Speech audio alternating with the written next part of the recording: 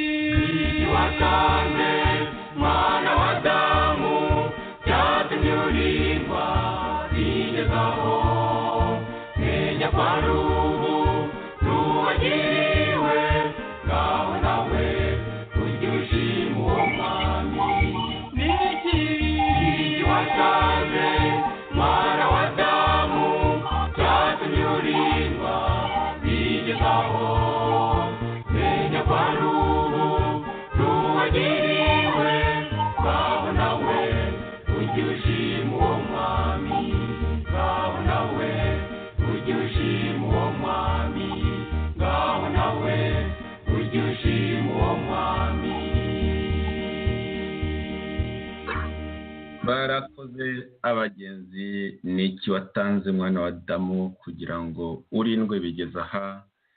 radiyo ihuriro, ijwi ry'ihuriro nyarwanda rishya New RNC ivugira i Washington DC. Dufite saa 10 z'amanywa n'iminota 6 isaha za Washington DC, saa 4 z'ijoro n'iminota 6 isaha za Buruseli na Kigali. Turi kwa mbere tariki ya 10 Mata umwaka wa 2017. Uno mwanya ukaba ari umwanya wagenewe utu n'utundi, kabone nubwo dukerereweho isaha imwe ku mpamvu tubasabye kutubabarira.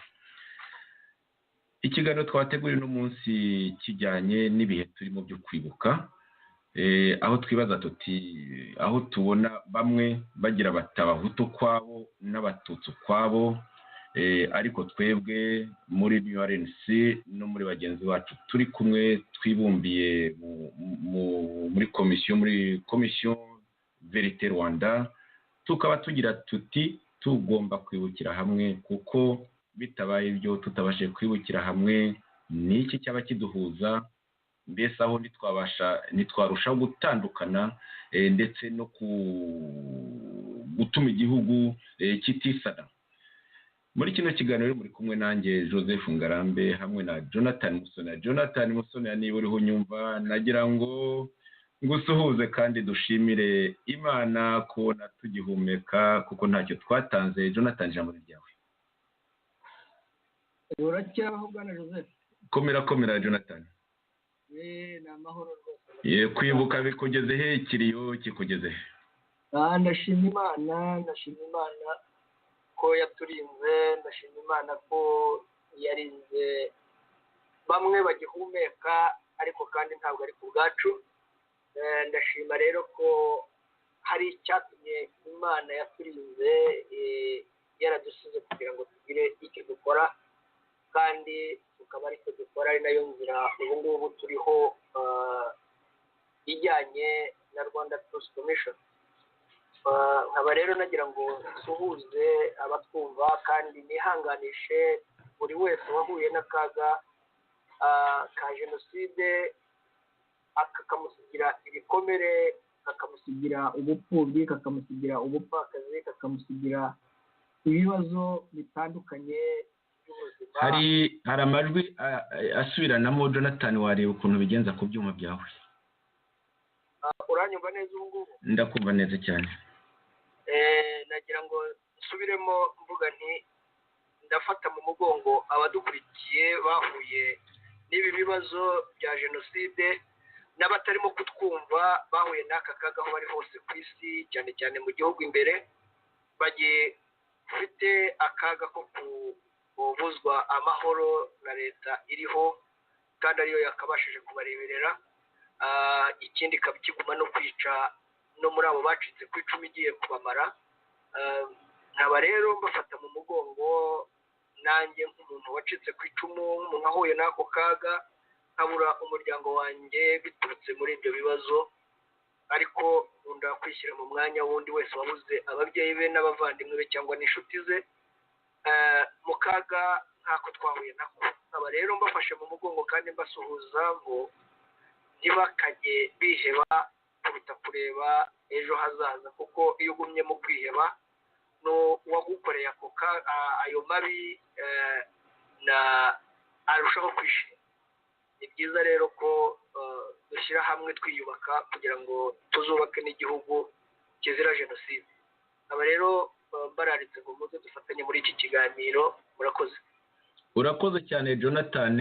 Mu kanya urebe, kuko aracyari akantu kameze nk'umuyaga wa mikoro, bityo urebe ibyo utunganya kugira ngo inshuti za radiyo ihuriro zibashe kukumva neza, kandi nzi ko benshi bakeneye kukumva neza. Dutangire kino kiganiro. Twatangiye tuvuga inyito yacyo, kwibuka bamwe batabahutu kwabo n'abatutsi kwabo. Turi bwitabaze nk'ibyasohowe n'ikinyamakuru umunyamakuru.com. Icyo kinyamakuru kikaba cyarasohoye inyandiko ku itariki ya 31 z'ukwa gatatu 2017, inyandiko cyise Rwanda Genocide, bamwe bazibuka bose abandi bibuke bamwe. Uburyo kwibuka bikorwa mu Bubiligi biratanga sura ki somo iyo nyandiko yateguwe n'umunyamakuru Jean Claude Murindahabi. Amwe mu magambo ari muri iyo nyandiko nyine yasohotse hasigaye hafi icyumweru ngo kuno kwibuka gutangire hibuka abantu benshi, bamwe bibuka bamwe abandi bibuka bose. Mbere y'uko icyo cyumweru kiba iyo nyandiko yarasohotse yibaza ibibazo igerageza no gutuma dutekereza mu by'ukuri. nk'abashimiye ikinyamakuru umunyamakuru.com ndetse n'uwo yanditse ari nawe mukuru w'icyo kinyamakuru Jean Claude Murindahabi. Hari aho agira ati imyumvire ihabanye ku kibazo cyo kwibuka. Uwo munyamakuru.com uragira ati iyo mvugo ihabanye urayisanga mu ishusho y'ibyakorewe i Buruseli mu Bubiligi. Aho hari hasigaye iminsi 6 gusa birumvikana ngo ibyo bitangire gukorwa kuko bimwe byatangiye tariki ya 6. Iyo nyandiko ikaba igira iti, aha ni quotation citation: imyumvire itandukanye mu Banyarwanda kuri iki kibazo iganisha no gukora icyunamo no kwibuka ku buryo busa n'ubutandukanye.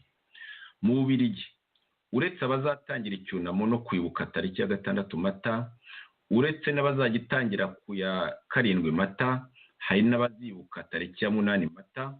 Abo ni abavuga ko habayeho jenoside ebyiri, ndetse tariki ya 9 Mata hari n'abandi bazajya mu gitambo cya misa cyo gusabira inzirakarengane zose ngo batavanguye amoko. Ibi bikorwa byose bizabera i Buruseli. Fin de citation. Nyine icyo cyari ikinyamakuru rwose nsoma uko ibintu byanditse. Muri iyi nyandiko rero y'umunyamakuru.com, umunyamakuru.com, hanavugwamo imibonere ya Rwanda Truth Commission yacu abantu benshi mutangiye kumenya, yatangiranye bakwe rwose mumaze kuyimenya mukayikunda. Turabibashimira cyane, tukabasaba no kuyifasha, kandi abakomeje kuyitera inkunga by'umwihariko turabashimiye. Mu bintu byinshi rero umunyamakuru.com, mu bintu byinshi icyo kinyamakuru kibaza, hari aho kigira kiti kuki Abanyarwanda bakomeje kubusanya mu mateka bahuriyeho. U Rwanda ruzategereza igisekuru cy'ubutaha kugira ngo abana barwo bavuge amateka amwe ku gihugu cyabo. Kuki bidashoboka uyu munsi? Ni kuki isura y'ikibazo nyirizina ijya ku karubanda by'umwihariko mu gihugu cy'Ububiligi? Aha rero Jonathan umva ibibazo ariho yibaza, natwe twagiye tubibaza haba muri ibiganiro nk'ibi ngibi by'utuntu tundi, ariko cyane cyane mu kiganiro amateka umwe n'ubwiyunge, tusaba abamaze iminsi batacyumva kutubabarira, ariko tukabazaba tuzagisubukura rwose vuba cyane. Ibibazo twagiye tubyibaza tunatanga ibisubizo, ndetse muri ibyo bibazo twagiye twibaza, kimwe mu bisubizo cyabaye gushyiraho iyo Rwanda Truth Commission dufatanyije na bagenzi bacu bo muri MN Nkubiri. Nyuma rero yo kwibuka ku matariki ane, tariki ya 6, ya 7, ya 8, ya 9, ya 8 hari hibutse babiri, hibutse abantu babiri, bamwe mu gitondo abandi nimugoroba, nako mu masaha anyuranye ya tariki ya 8. Nyuma rero y'uko kwibuka ku matariki 4, ya 6, ya 7, ya 8, ya 9, ndetse hakibuka amashyirahamwe 5, reka dusesengure uko byagenze, tugerageza gusubiza ibibazo by'uwo munyamakuru. Mu by'ukuri ibibazo yibaza ni ibibazo Abanyarwanda benshi bibaza, ni ibibazo Abanyarwanda benshi batubaza, ikaba ari nayo mpamvu nahisemo ino nyandiko ye, kuko ikubiyemo byinshi mu bibazo Abanyarwanda bibaza, ariko abazashaka bazanayisomere, kuko mu by'ukuri navuzemo bikemo iya mu byo uwo munyamakuru yanditse Murindahabi Jean Claude nongeye gushimira. Navuze mu bikeya gusa, abayifuza kubera ko navuze inyito yayo bayishakira bagasangamo n'ibindi byinshi, kuko abo bose bibuka kuri ayo matariki 4 harimo abari muri Rwanda Truth Commission, ba Musonera, ba Rudasingwa n'abandi, harimo n'amavideo n'amaudio, ama audio bagenda basobanurira ibi byose ndetse batanga n'ibisubizo kuri ibi bibazo. Hakabamo abandi bantu banyuranye bazi iby'iki kibazo nk'aba Professor Agency, hakabamo n'abandi bariya bose bari muri P5, abari muri P5 nabo yagiye babaza. Mu by'ukuri abo bose bibuka yagiye babaza, bagiye banatanga ibisobanuro bimwe na bimwe ku mpamvu bibukira kuri iyi tariki kurusha kuri yindi. Jonathan rero ngira ngo niba nta kantu usanga nibagiwe muri ino introduction wakanyibutsa, bitaba ibyo nagira ngo nze gutangira ku bisobanuro umugabo witwa Bukeye, vice president wa FDU Inkingi, Joseph Bukeye, ibisobanuro yahaye radiyo Inkingi tariki ya kane z'ukwezi kwa kane, ni ukuvuga ko hari hasigaye iminsi 2 gusa ngo habeho gutangira kwibuka kwa bamwe tariki ya 6, hakurikireho n'abandi kuri ayo matariki twavuze. Turaza gutangira twifashisha ibisobanuro bwana Bukeye Joseph yahaye umunyamakuru mukuru wa radiyo Inkingi, bwana Musabyimana Gaspard. Wenda Jonathan niba wumva nta kibazo natangira ngashyiraho iyo clip. Urakoze Joseph, uranyumva neza noneho? Ndakumva neza cyane. Urakoze, ikibazo nari mfite nagikemuye. Nibaza ko ntacyo wibagiwe kuri gahunda wakomeza noneho kugira ngo abantu bakurikiye bataza gucika umunsi cyose. Iyo clip ni ndende gatoya, ni hafi iminota ya mbere, igice cya mbere ni iminota 11 n'igice, hafi n'igice, aho Bukeye nyine avuga kuri icyo kibazo cyo kwibuka ndetse agatanga imyumvire ya FDU Inkingi n'andi mashyaka bafatanyije muri P5, agasobanura imyumvire yabo ndetse batanahuriyeho. Jonathan mbyibutse ati kwibuka ubundi turi P5, turi P5, turi impuzamashyaka ya 5, atari ko tujya kwibuka tuba 3, atari babiri bandi batabyemera aribo PDP Imanzi n'Amahoro People Congress.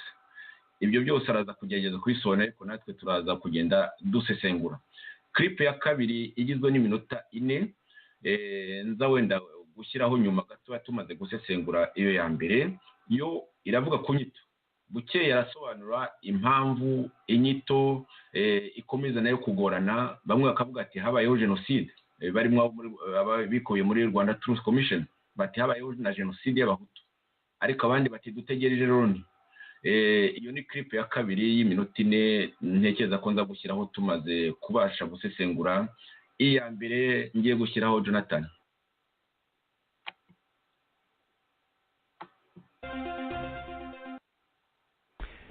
Bakunzi ba radiyo Inkingi ndabasuhuje, ndi kumwe na Joseph Bukeye ni vice perezida wa kabiri w'ishyaka FDU Inkingi.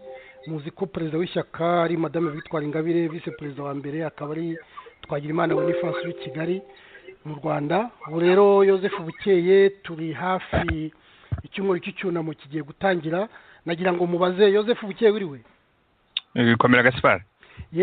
Nahoze mbwira abatwumva ko uri vice perezida wa kabiri w'ishyaka FDU Inkingi, ko tugiye kujya mu cyumweru cy'icyunamo.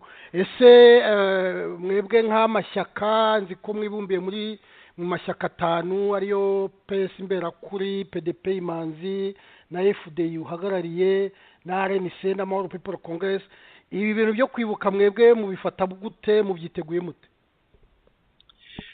Urakoze Gaspard, reka mbanze suhuze abantu bumva radio Inkingi. Uragira uti ibi bintu byo kwibuka mu bifashe mute muri impuzamashyaka n'imiryango yitwa P5. Nagira ngo mbaze menyesha abatwumva ko igikorwa twateganyije ku itariki ya 9 atari igikorwa cya P5 yose, ko ari igikorwa gihuriweho n'amashyaka n'amashyirahamwe atatu ubwo ni ukuvuga ihuriro RNC PS Imberakuri na FPI Inkingi hamwe n'imiryango imwe yo muri societe civile ari umuntu yavuga ko itagizaho ibogamiye. Igikorwa rero cyo kwibuka ndabizi ko ari ibintu bikunda gukurura impaka nyinshi cyane mu Banyarwanda. Twebwe uko tubibona dusanga tugomba gutandukanya ibyo nakwita amateka les faits historiques n'icyo umuntu agamije igihe yibuka les objectifs politiques. Twebwe abateguye kuriya kwibuka twemeza ko kandi turi twenyine twemeza ko iyicwa rya Perezida Habyarimana bamwe bise impanuka nyine kugira ngo bayobye amarari, twemeza ko ariyo mbarutso yatumye jenoside yakorewe abatutsi. Iryo yitwa rero ryabaye ku itariki ya 6 Mata 1994.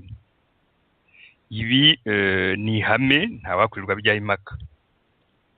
Nakumva rero abantu bavuga bati twebwe tugomba kwibuka ku itariki ya 6. Gusa rero igikorwa cyo kwibuka kuri twebwe ubwo twebwe niko tubyumva kirenza amateka. Igikorwa cyo kwibuka tutakivanimo amasomo ngo ibyabaye bitazasubira nk'abantu bakora politike twaba twikinisha. Niyo mpamvu nyine nubwo numva bwose abakora ukwibuka ku itariki ya 6 ndetse ubwanjye mumbona njyamo nsanga ukwibuka kwiza kwaba ukwibuka guha icyizere abanyarwanda bose, abahutu, abatutsi, abatwa. Nibyo twita kwibuka bose. Uko bikorwa abahutu nibajya bagira batya bakigunga bakajya kwibuka tariki ya 6, abatutsi nabo bakigunga bakajya kwibuka tariki ya 7, nta ntambwe n'imwe tuzaba duteye mu kwiyunga. Keretse rero niba twavuga ko twiyemeje ko nta bwiyunge dushaka, nkeka ko ntabatinyuka kubivuga. Ubwiyunge busaba ko buri muntu, ko ubu ndavuga muri byacu, bisaba ko abahutu, abatutsi, abatwa, bisaba ko buri muntu agira icyo yigomwa agatera intambwe agana ku ruhande rw'undi.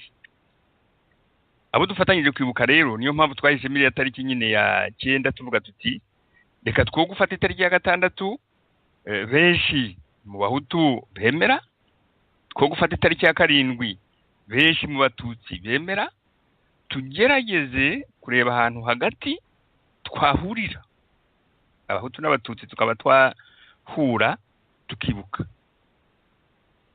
Hari igihe bijya bikurura impaka ariko nanone ukumva utazi neza abantu bashaka kuganisha. None se twese ko tuvuga ko dushaka gutaha tujya muri kiriya gihugu, nitugera muri kiriya gihugu tukazajya tujya kwibuka, bamwe bazajya bagira batya bajya Nyamirambo bibuke ku itariki ya 6, abandi bagiye ku Mahoro ku itariki ya 7 bibuke. Icyo gihugu murumva twazakibanamo dutse. Niyo mpamvu twe tubona ko tugomba kugira ubutwari bwo gushyira ku ruhande ikintu nakwita nk'amarangamutima kirenze yenda amarangamutima, ariko ubwo ni nk'ifoto nshaka gukoresha. Twari dukwiye kugira ubwo butwari kugira ngo buri muntu agire icyo yigomwa, duhurire hamwe twibukire hamwe abahutu n'abatutsi.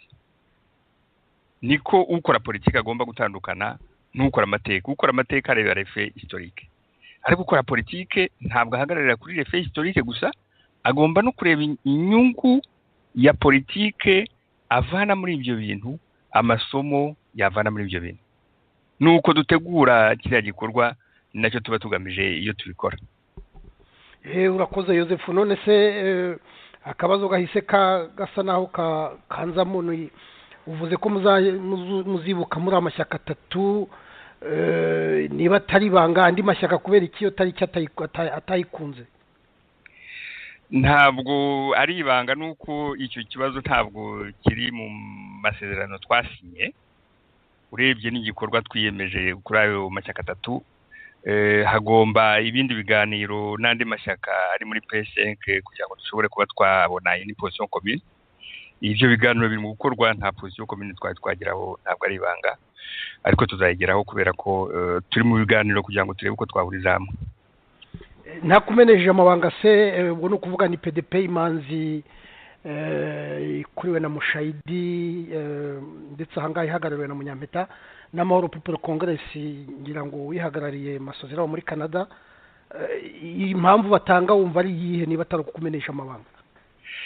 Impamvu batanga kubera ko ari ibintu tukiganiraho, numva yenda umuntu atayivuga ahangaha, ariko mu kiganiro cy'ubutaha ndumva dushobora kuzayigarukaho, ariko kubera ko ari ibintu turimo kuganira ubu ngubu ndumva nta bivugira ahangaha. Yes, uretse abo ngayo mashyaka atatu avuga ati twebwe ntabwo twakwifatanya kuri uwo munsi, ubona bishoboka ko mu Bubiligi, kuko no ku itariki 6 turavuze uti nzajyayo, kandi icyo gihe ni societe civile ngira ngo ni Matata uzaba wabiteguye. Hari n'abandi nabo bazibuka ku itariki 8, namwe mukakwibuka ku itariki 9. Ese mu Bubiligi ko ariho mvuga ubu ngubu, urumva iyo minsi 3 yose hazaba hari abantu bibuka, nta kintu mwakora ku buryo mwahura mukavuga muti reka tuzajya twibukira hamwe turebe ko byakunda? Ku giti cyanjye nabivuze ko ni ibintu nanjye mbona bishobora kuzatera urujijo, cyane cyane abantu baturebera hanze. Ntabwo byakumvikana ko twakora igikorwa cyo kwibuka tariki ya 6, tariki ya 7 ubwo no kuvuga bukeye bwaho ngo habe ikindi gikorwa cyo kwibuka, tariki ya 8 ho nabonye hari 2, na tariki ya 9 ngo hongera habe ikindi gikorwa.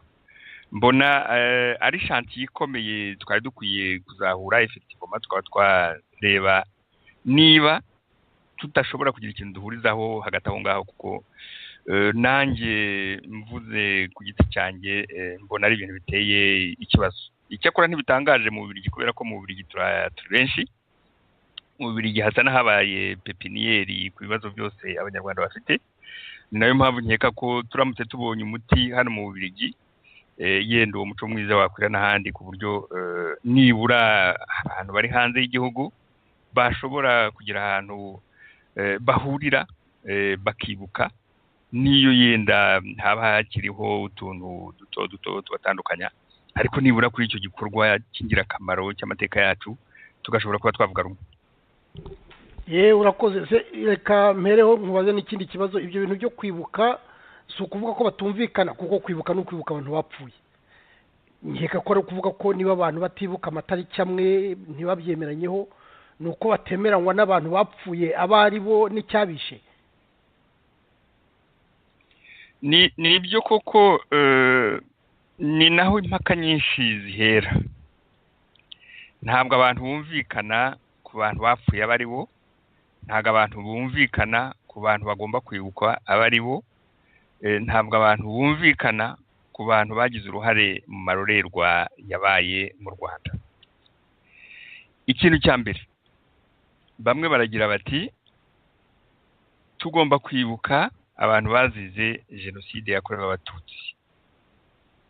Ubwo abo ngabo ni benshi mu Batutsi, na bamwe mu banyamahanga babakikiye. Abandi bakagira bati tugomba kwibuka abantu bose inzirakarengane, kuko nta n'umwe wagombaga gupfa, bishwe. Abenshi bakaba ari mu Bahutu bavuga batesi abantu ingabo za FPR zishe kuva muri 1990 kugeza n'ubu ngubu bamwe bagipfa, abo bantu bo kuki batagomba kwibuka? Aho ngaho nkeka ko ariho impaka nyinshi zituruka.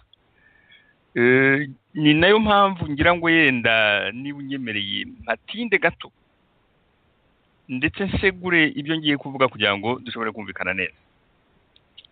Ikintu cya mbere gitera impaka ni uruhare ingabo za FPR zagize. Kuvuga ko ingabo za FPR zishe Abahutu ntabwo bigomba gufatwa nk'aho umuntu ahisa bintagondwa, kuko ari amateka. Inka bya bindi mbese mu Kinyarwanda bavuga ngo uvuze ko nyir'urugo yapfuye ntabwo bari bo bamwishe. Kuba FPR yarisha Abahutu ni amateka. Ngira ngo na Kagame ubwo yigeze kwivugira rimwe ati les faits sont têtus. Ibyo bintu kugeza igihe abo bantu bazazukira, kandi nkeka ko atari vuba, bizakomeza bivugwe ko abo bantu bapfuye. Ikindi cya kabiri nacyo ngira ngo ngarukeho, kuvuga ko ingabo za FPR zishe Abahutu ntabwo ari ugupfobya jenoside yakorewe Abatutsi na buhoro. nk'uko mpora mbivuga nkunda kubigarukaho, ntabwo akababaro ka bamwe ntigashobora gutuma akabandi gapfukiranwa ntaho twaba tujya. Jonathan, iyi clipe tube tuyihagarikiye hano, ngira ngo ibyangombwa ku kibazo ndetse na bimwe mu bisubizo wabyumvise. Jonathan, ijambo ni ryawe. urakoze. Hari ikibazo mu byuma byawe Jonathan. urakoze, uranyumva neza? Ubu ndakumva. urakoze kumpa ijambo kugira ngo tugire icyo tuvuga kuri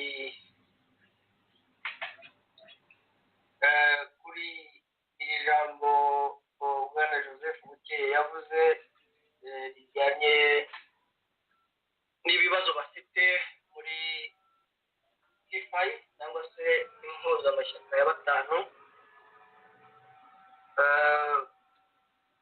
Mu by'ukuri bigaragara ko bafite guhuzagurika gukomeye cyangwa se ukwemera kunyuranye.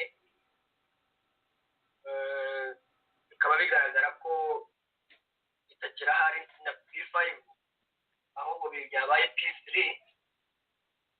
kubera ko batumvikana kuri iki kibazo cyo kwibukira hamwe inzirakarengane zishwe muri jenoside. Ikindi kibazo bafite kinabagoye ni uburyo bwo kubisobanura, ese abishwe jenoside yakorewe abatutsi yakozwe nande.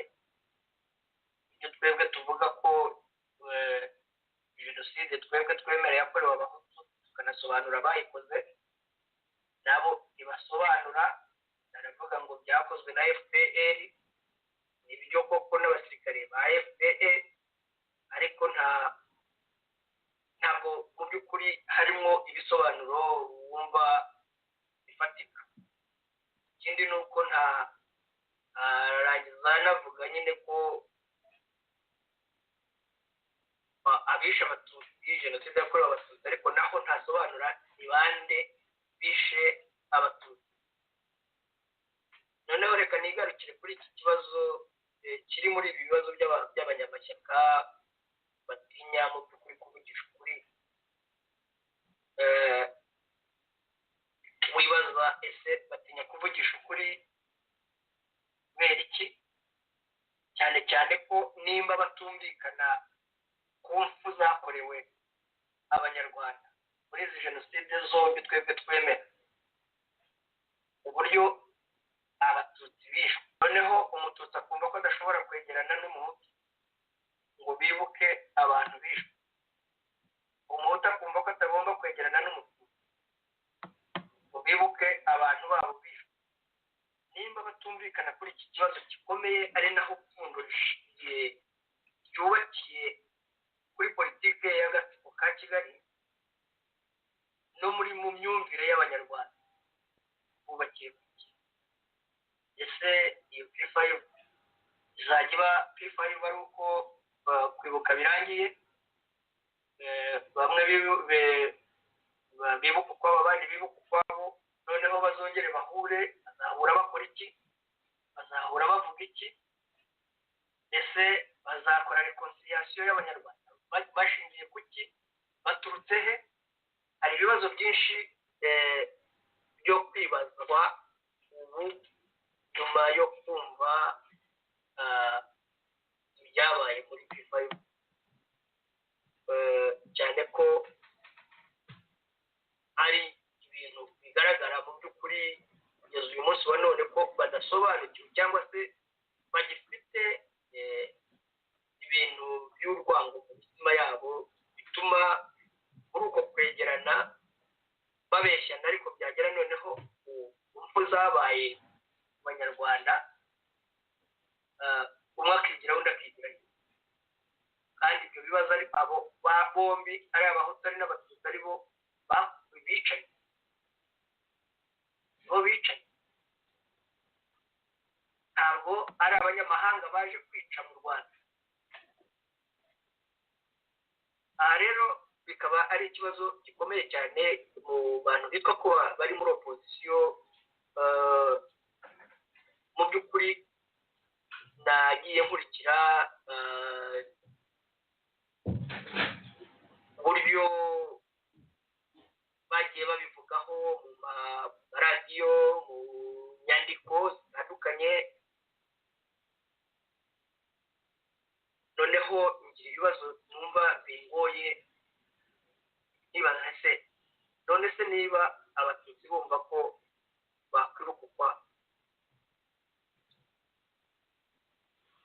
noneho abahutu nabo bakumva ko bakwirukukwa, noneho se ko dufite n'abatwa tukagira n'abandi b'imvange bakomoka ku batutsi n'abahutu, abo bo bazashyirwa mu kihe cyiciro? Ese ko igihugu duharanira ari igihugu kimwe, kikaba ari cyo mubyeyi w'abo bana bombi, abo bana bose, kandi bakaba ari bo bakwiye kwibuka ibyababayeho bateranye, ari naho hazava ku buryo bwo kwiyunga, icyo gihugu bazakibamo bate? Uwabaha ubutegetsi babigenza bate? Uwabaha igihugu akakibashyira mu maboko bakongera bakicana? Aha rero ni ukwibaza, ese aba banyapolitiki baba bubakiye ku ki? Politiki yabo baba bayikora yubakiye ku ki? Ihagarariye iki?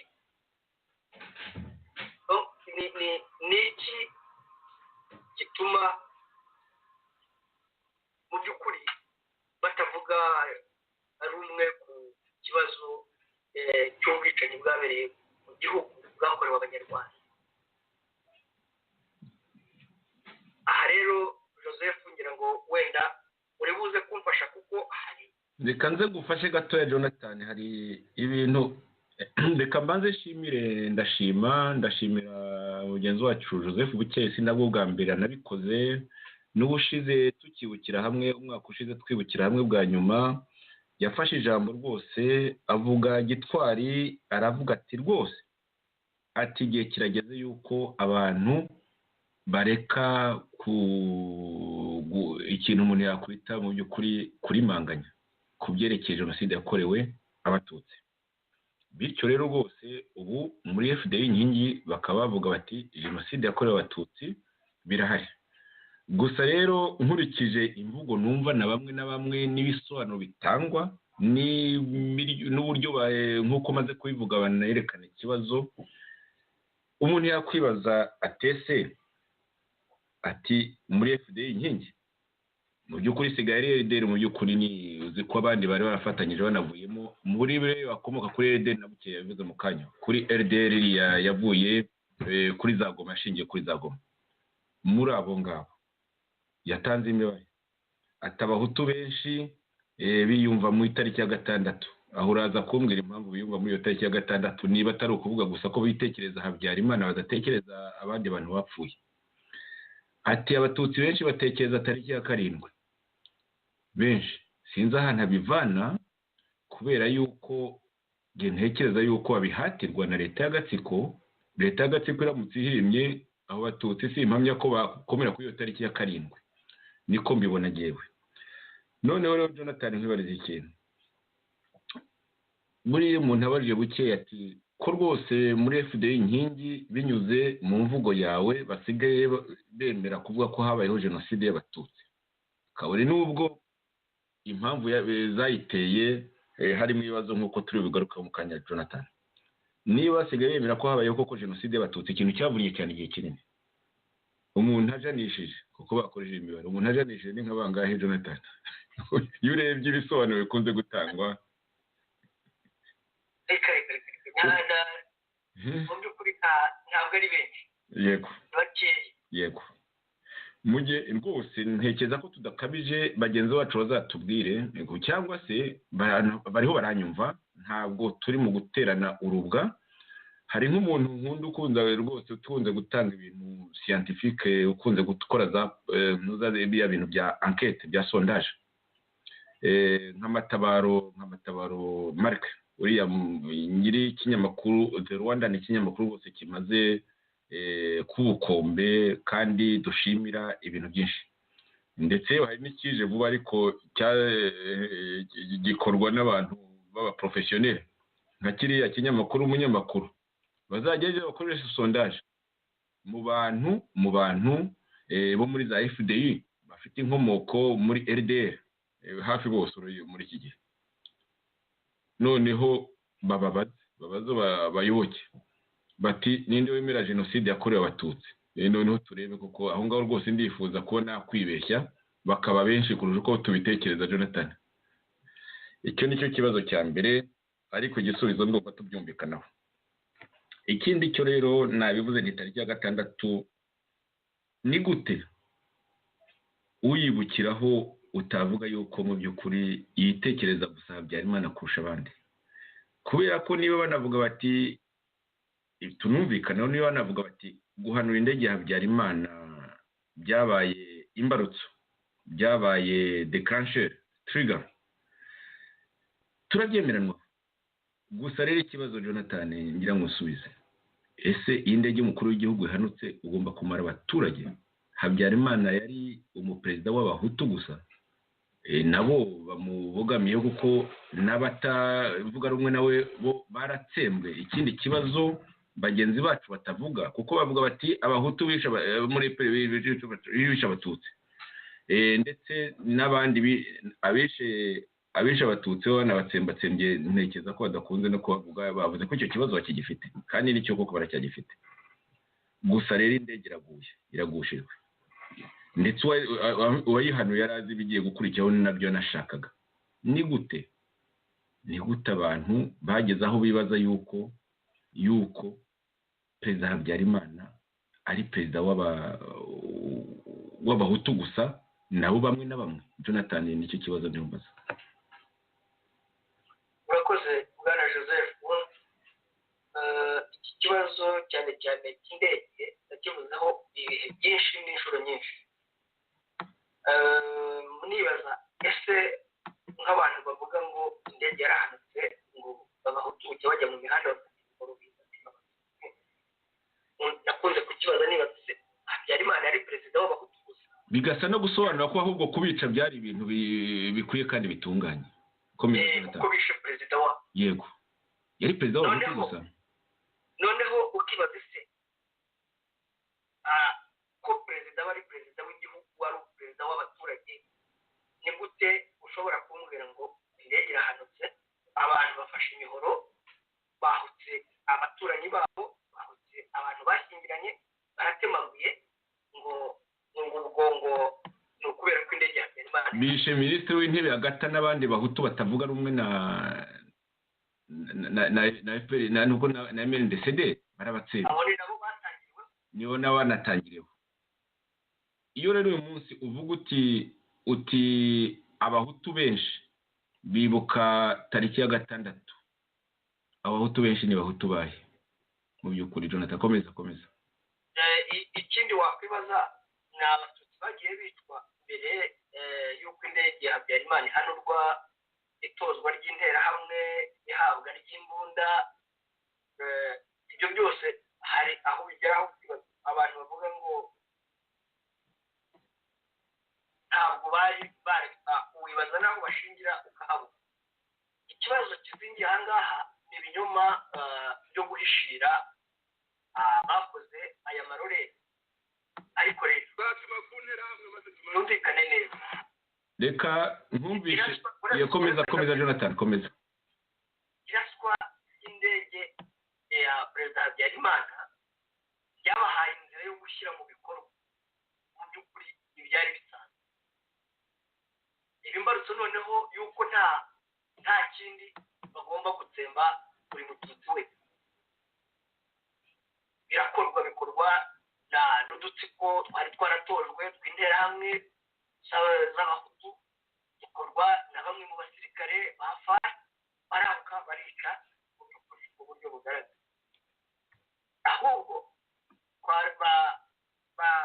nk'umuntu nka Joseph Bukeye wabaye mu bintu bw'inzego z'iperereza, wakoze muri ibi bintu, yakagombye no kuzafasha abantu kwerekana uburyo ibintu byateguwe byanashyizwe no mu bikorwa,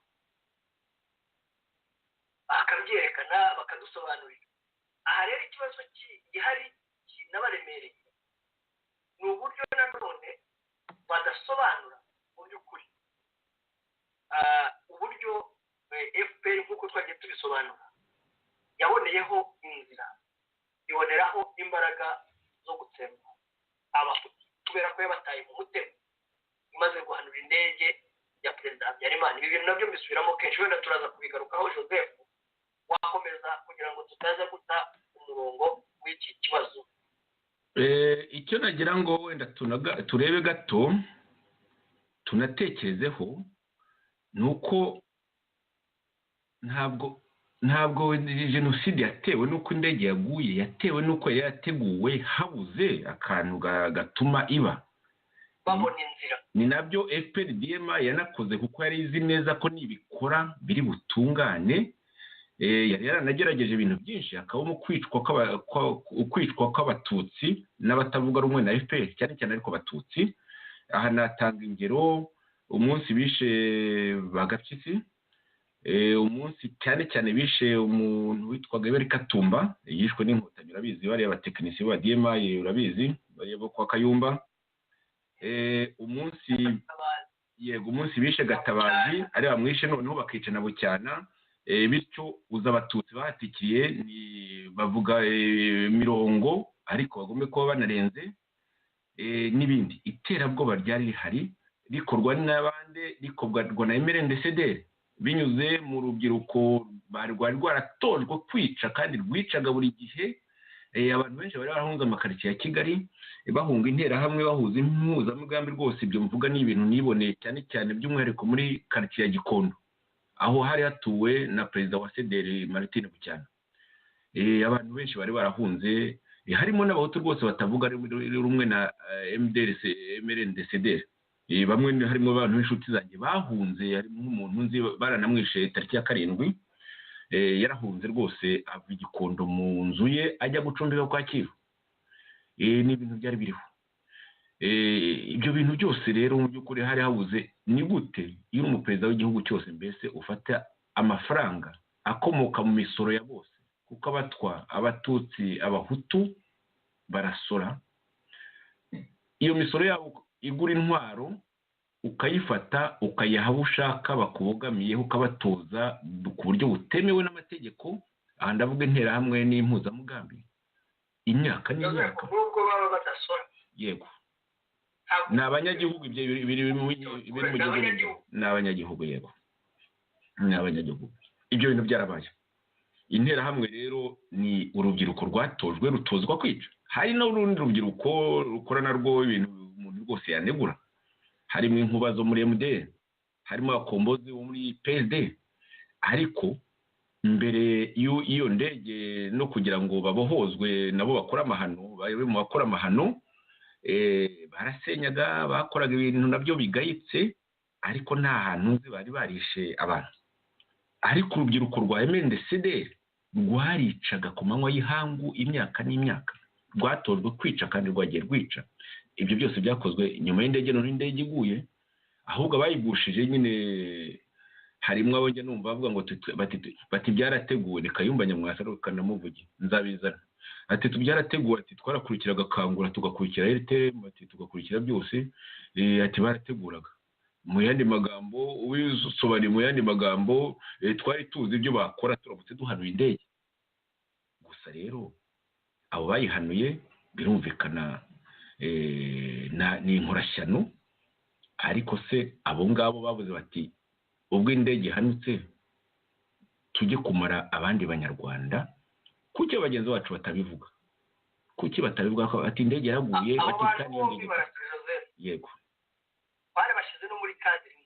Yego, ari uwahanuye indege, ari abishe abatutsi n'ubwoko bumwe, ari abishe abahutu mu bwoko bumwe, n'abajenosideri.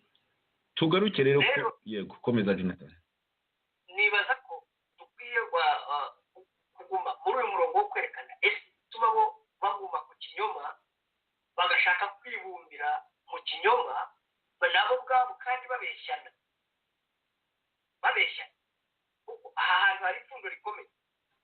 reka hari disikuru ya Habyarimana sinibuka umunsi neza ndumva ari mu tariki ari mu kwezi kwa 11/1992 disikuru yakoreye mu Ruhengeri ati interahamwe zanjye kuko ni n'ibintu nabonye nanakozeho umudamu we yari yambariye uniforme y'interahamwe reka rero reka nyishyireho gatoya Jonathan bazima ku nterahamwe maze tumaruke ku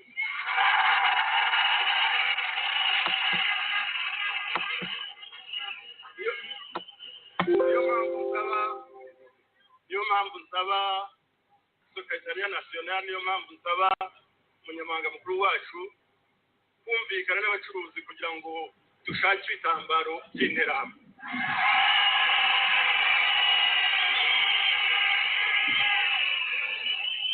kuko interahamwe ziri mu mwambaro wazo ziraberwa ko turasanga ntibashatse leta barambwiye ko icyo gitambaro cyahenda ariko nticyahenda kurusha indi myenda tugura ntibashake ibitambaro by'interahamwe bambare zigaragara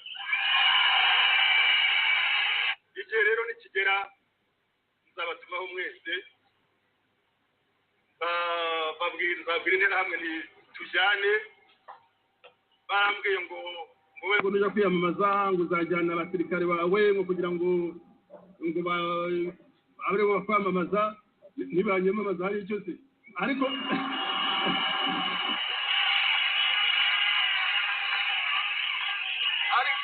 nziko neza abazanyamamaza cyane ari interahamwe kuko turi kumwe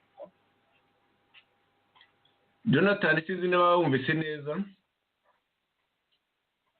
Jonathan ndakumva Joseph nabyumvise ati interahamwe turi kumwe zirambazura zikaberwa nibazambike tumanuke zari zaramaze abantu zirirwaga ziririmba ye tubatsembatsembe niyo ari indirimbo yazo iyo ndirimbo ngira ngo urayizi utarajya mu ishyamba ubanza wari waragiye mu ishyamba ntabwo yize ye tubatsembatsembe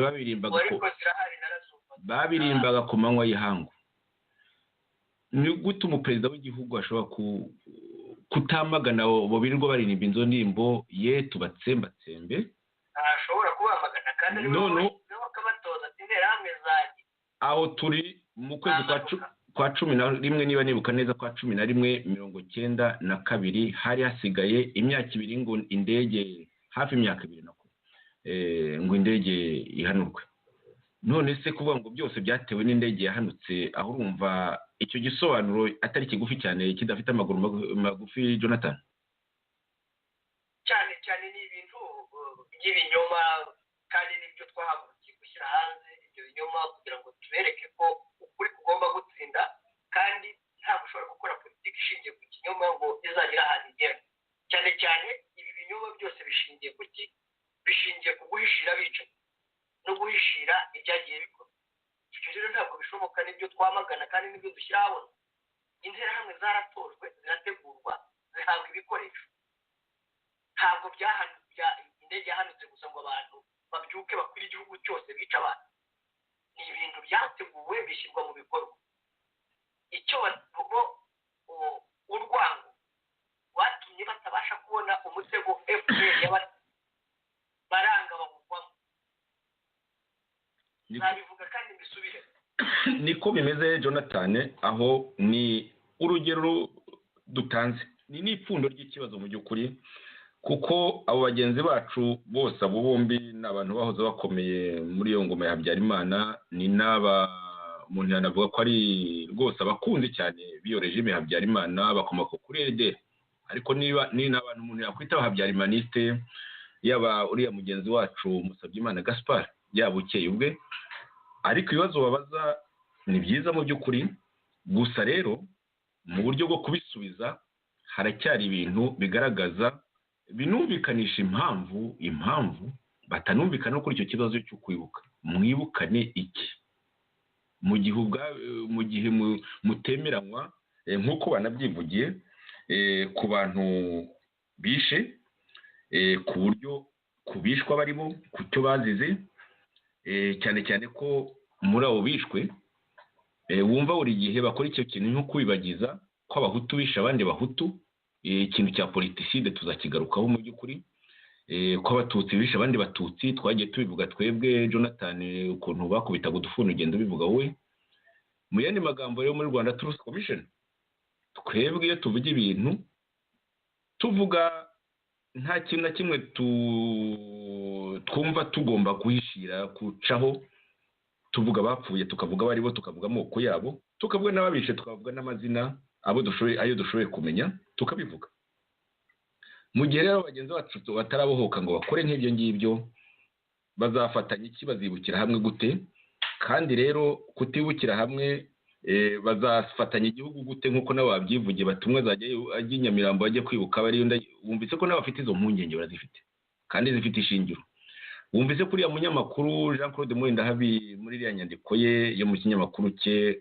umunyamakuru nawe abazi ibibazo tugerageza gusubiza mu gihe rero abantu batavugije ukuri cya kibazo cyo kuvugisha ukuri Jonathan nagira ngo ngikurekere kuko ni wowe perezida wa executive ya Rwanda Truth Commission uko kutavugisha ukuri ni ikibazo ni ipfundo ry'ibibazo ni ipfundo ni ikintu gituma kugeza amagingo ya ngaya amashyirahamwe yaba ayo mu rwego rwa politiki cyangwa avuga ko ngo ategamiye ngo atakora politiki ngo yo muri societe civile uretse ko kuri bamwe na bamwe binagoye kubyemera niyo mpamvu ayo mashyirahamwe adatera kabiri niyo mpamvu ayo mashyirahamwe ataba credit bityo ngo n'ibyo babashe kumvikanaho habe habamo ubufatanye n'abanyarwanda bose kugira ngo tubyemeze abagomba kubyemera babyirengagiza babona nk'uko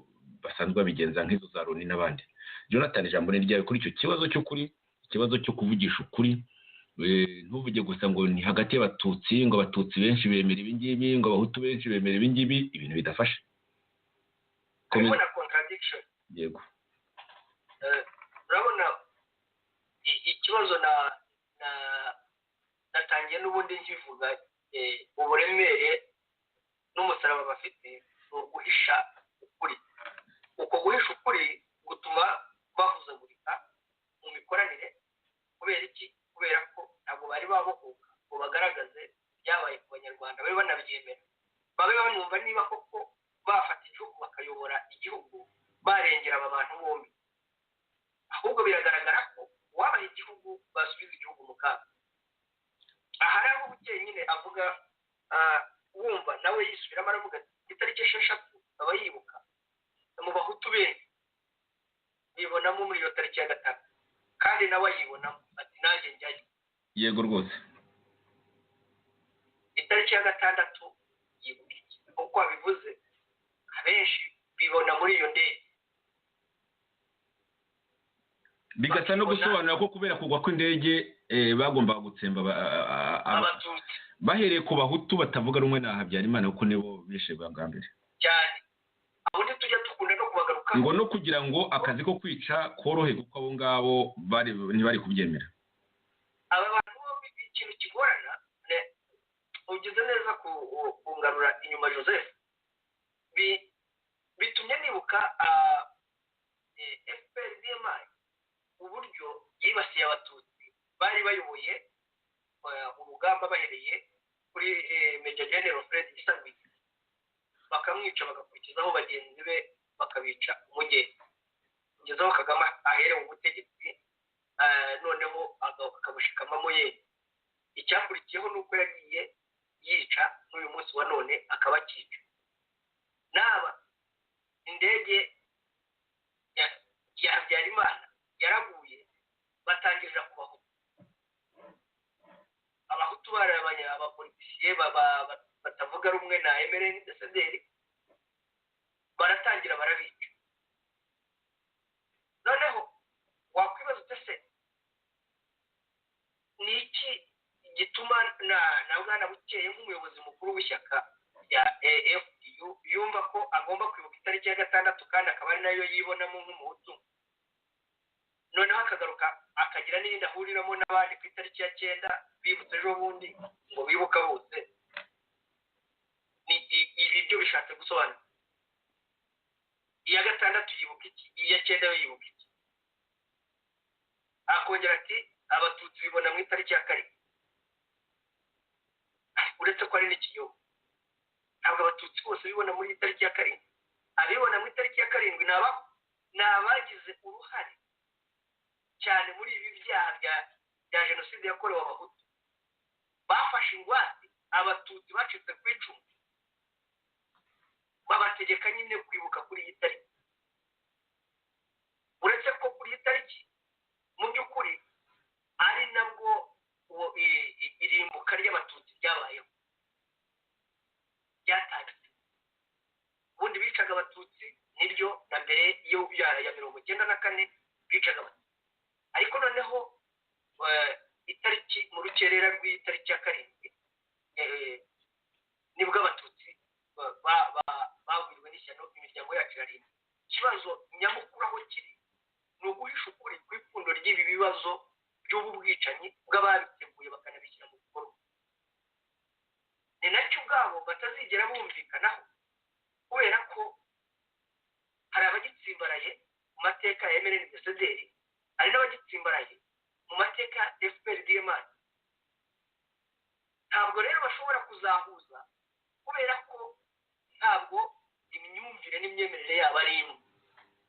Ikibazo bafite ni icy'ubutegetsi, ntabwo ikibazo bafite ari icyo kumvikana mu mateka n'ibibazo byabaye ku banyarwanda n'uburyo bakunga abanyarwanda.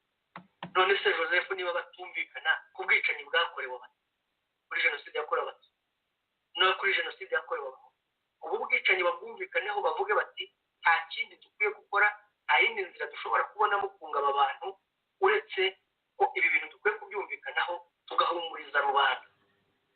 abo bwakorewe, ababukoze, aho byakorewe, bagashyikirizwa ubutabera rwose bakanerura bakavuga bati, bagatungura n'amazina yabo bazi bagiye babigiramo uruhare, mu babiteguye no mu babishyize mu bikorwa. ese Jonathan, reka nkwibutsa akantu. Tuzabigarukaho ukuntu ibi bintu byo kwibuka mu by'ukuri ari igikorwa cyatangijwe na RNC ugitangije wowe mu Bwongereza kigakwira hose, kabone n'ubwo nabonye abatangiye kuvuga ko ngo RNC itigeze ibintu byo kwibukira hamwe ngo ibigira officiel. Turaza kubiganiraho. Hagati aho ngaho kuva twakora iyo myaka yose, abatutsi benshi rwose muri RNC n'abatayirimo bagiye batanga ubuhamya ku byababayeho, babikorewe n'abahutu cyangwa se babikorewe na FPR-DMI. Ubwo buhamya bwagiye bubaho, ariko nyibutsa niba hari ahantu hagiye haboneka ubuhamya bw'abahutu bavuga ukuntu abatutsi bishwe, cyangwa se bavuga ukuntu abahutu batavuga rumwe na Habyarimana bishwe. Ubwo buhamya muri iyo myaka turiho dukorana tukiri na babiri, twebwe na FDU, cyangwa batatu hamwe n'Amahoro People Congress. Hari ubwo wibuka wowe Jonathan? Ntabwo yewe nigeze mbona ubuhamya bwagiye bukunda gutangwa kenshi n'abatutsi byagiye biba, ariko ntaho mu by'ukuri nigeze cyangwa se abahutu bavuga ibyo abatutsi babakoreyeho muri FPR-DMI nabwo bwagiye buba. Ariko haracyategerejwe ibyo bintu. Nagenda nabyibutsa bagenzi bacu bariya basigaye barabaye bateruzi ibindi, mbabwira nti buri gihe munogerwa no kumva aho abatutsi bavuga ko bakoze ubwicanyi, ariko abatutsi babukorewe ku bwinshi ku buryo buzwi na bose, nta na rimwe bijya bivugwa n'umuhutu utaboshye. Niba se mwumva mutabi, kuki mushima ibyo ngibyo? Ni gute mushobora kuba abayobozi mukaba mudakora ku buryo habaho n'ubwo buhamya bw'abahutu bavuga bataboshye, batabibwiwe na gacaca cyangwa se n'imihini ya FPR-DMI? Abaririmba batuye za Bubiligi n'ahandi hose b'abahutu bakaza bakavuga ati, nabonye aho interahamwe zica abatutsi, zibica kuri ubu buryo.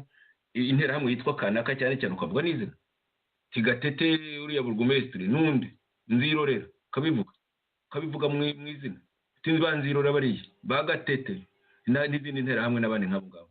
Icyo gusa umuntu akunze kubona bazana uriya Kajuga bati dore n'umututsi abatutsi bishe abandi batutsi bagafata nawe abatekinisiye nka Micombe bavuga ibyo bakoze bati byose byarabatutsi iyo batavuze ko umuhutu yashutswe bavuga ko nta nawo wari uhari bakavuga ndetse ngo ni n'abahutu bakoze intera hamwe ngo ni n'abatutsi bakoze intera hamwe ngo nakangura yari ya FPR Jonathan ibyo bintu ubwo buri kanya bukomeye Joseph ni naho wibaza ese abo bagenzi bacu babukeye kandi bukeye arabizi cyane bukeye yakoze mu iperereza Musabyimana Gaspard yakoze mu iperereza yanategekaga immigration rwose yarakomeye cyane yakorera ni mu zindi nzego abo bose barabizi ko ibintu byagenze bazi n'ababikoze yewe no kundusha nanjye barabindusha kabiri nubwo nanjye nari mfite amaso ariko ntabwo nari mu myanya y'amadosiye nk'uko baba bari bayirimo kuki rero badafata iya mbere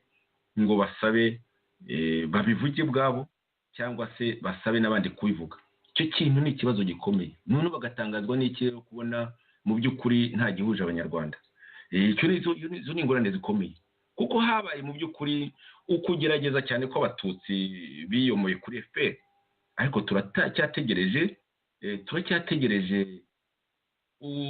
igikorwa nk'icyo ngicyo ku batutsi ku bahutu benshi ntibaraniyomora kuri MNDCD mu by'ukuri turebe bose bubakiye ku kinyoma niyo mpamvu ubona badashobora guhuza kubera ko igihe ugikirana n'ikinyoma kiri muri wowe utari washyira urwango hasi uzumva ko ushobora kumva akababaro ka mugenzi wawe icyo gihe numara kwishyira mu mwanya wa mugenzi wawe ukumva akababaro uzatanga n'ubuhamya ugaragaze n'abakoze ayo marorere icyo gihe uzaba uri free baracyaboshye Joseph urimo urigora cyane kuko niba tuvuge ngo hasigaye ngo P3 abangaba nabo ntibumvise ihuriye kuki tuzabyigana yego aribyo twahoze tuvuga ahangaha muri aba batatu uribuka ko Rutabana nawe na Jean Paul bigeze gusobanura ko ibyo byo kwibuka hamwe batabyemera ANC bitabyemera rwose nabo ubwabo batabyemera rwose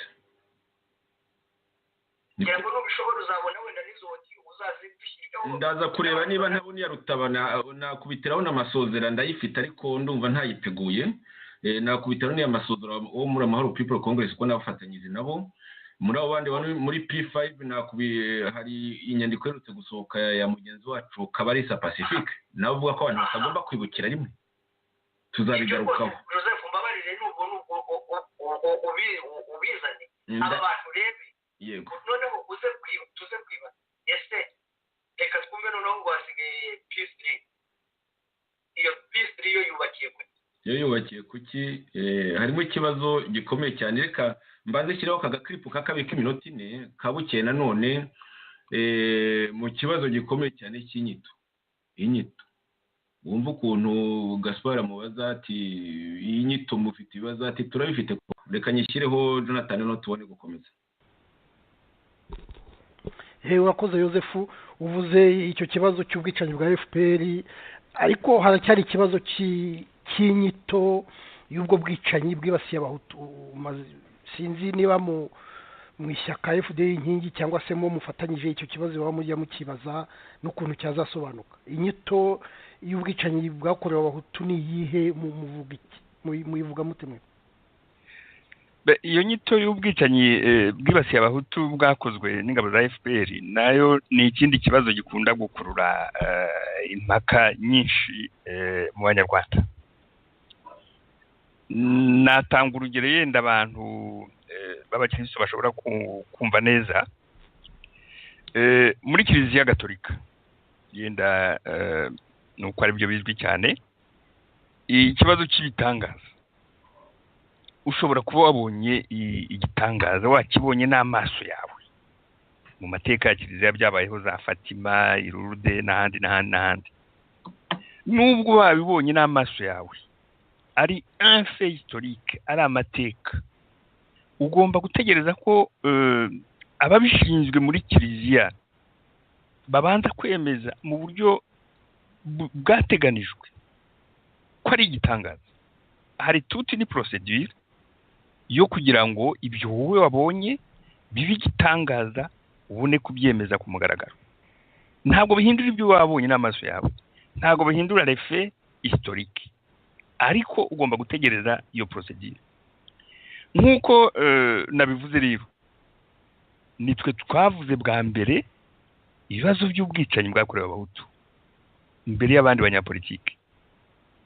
Uretse amatangazo nabibukije, kandi ayo matangazo ari muri archive kuri za murandasi ashobora kuboneka. Ntanababwiye n'ibyo by'umukuru w'ishyaka yavugiye i Kigali. Kuri twe rero turavuga tuti ubwicanyi bwakorewe abahutu ni ihame bwabayeho, ariko ibibazo bya jenoside ni ibibazo bireba amategeko mpuzamahanga. Hari abantu bateganijwe bahawe ubwo bubasha bwo kuba batanga inyito ku bwicanyi, cyane cyane ku bintu bireba jenoside. Ubwo bubasha turabwemera, twemera ko l'ONU ariyo ishobora gutanga iyo qualification cyangwa se inkiko l'ONU yahaye umugisha. Niyo mpamvu twavuze tuti turabizi byabaye, ntabwo dukeneye ko hari ubitwigisha, les faits sont là, ariko kubyita izina birenze ububasha bwacu. Kubyita izina reka tubirekere abantu bahawe ubwo bubasha. Nka kuriya mbese muri Kiliziya Gatolika uvuga uti igitangaza nakibonye, ariko ntegereje ko ababishinzwe bazabanza kubyemeza. Nkaba mbona rero kwirirwa umuntu avuga ngo arajya kubivuga mu nzu cyangwa kuri za murandasi wenyine ntacyo byongera kuri icyo kibazo. Ahubwo twari dukwiye kwegerana tukota igitutu abo ngabo bashinzwe gutanga inyito, tugasaba ko ibintu byasabwe muri mapping report, ziriya nkiko mpuzamahanga zasabwe, zajyaho zigatanga inyito.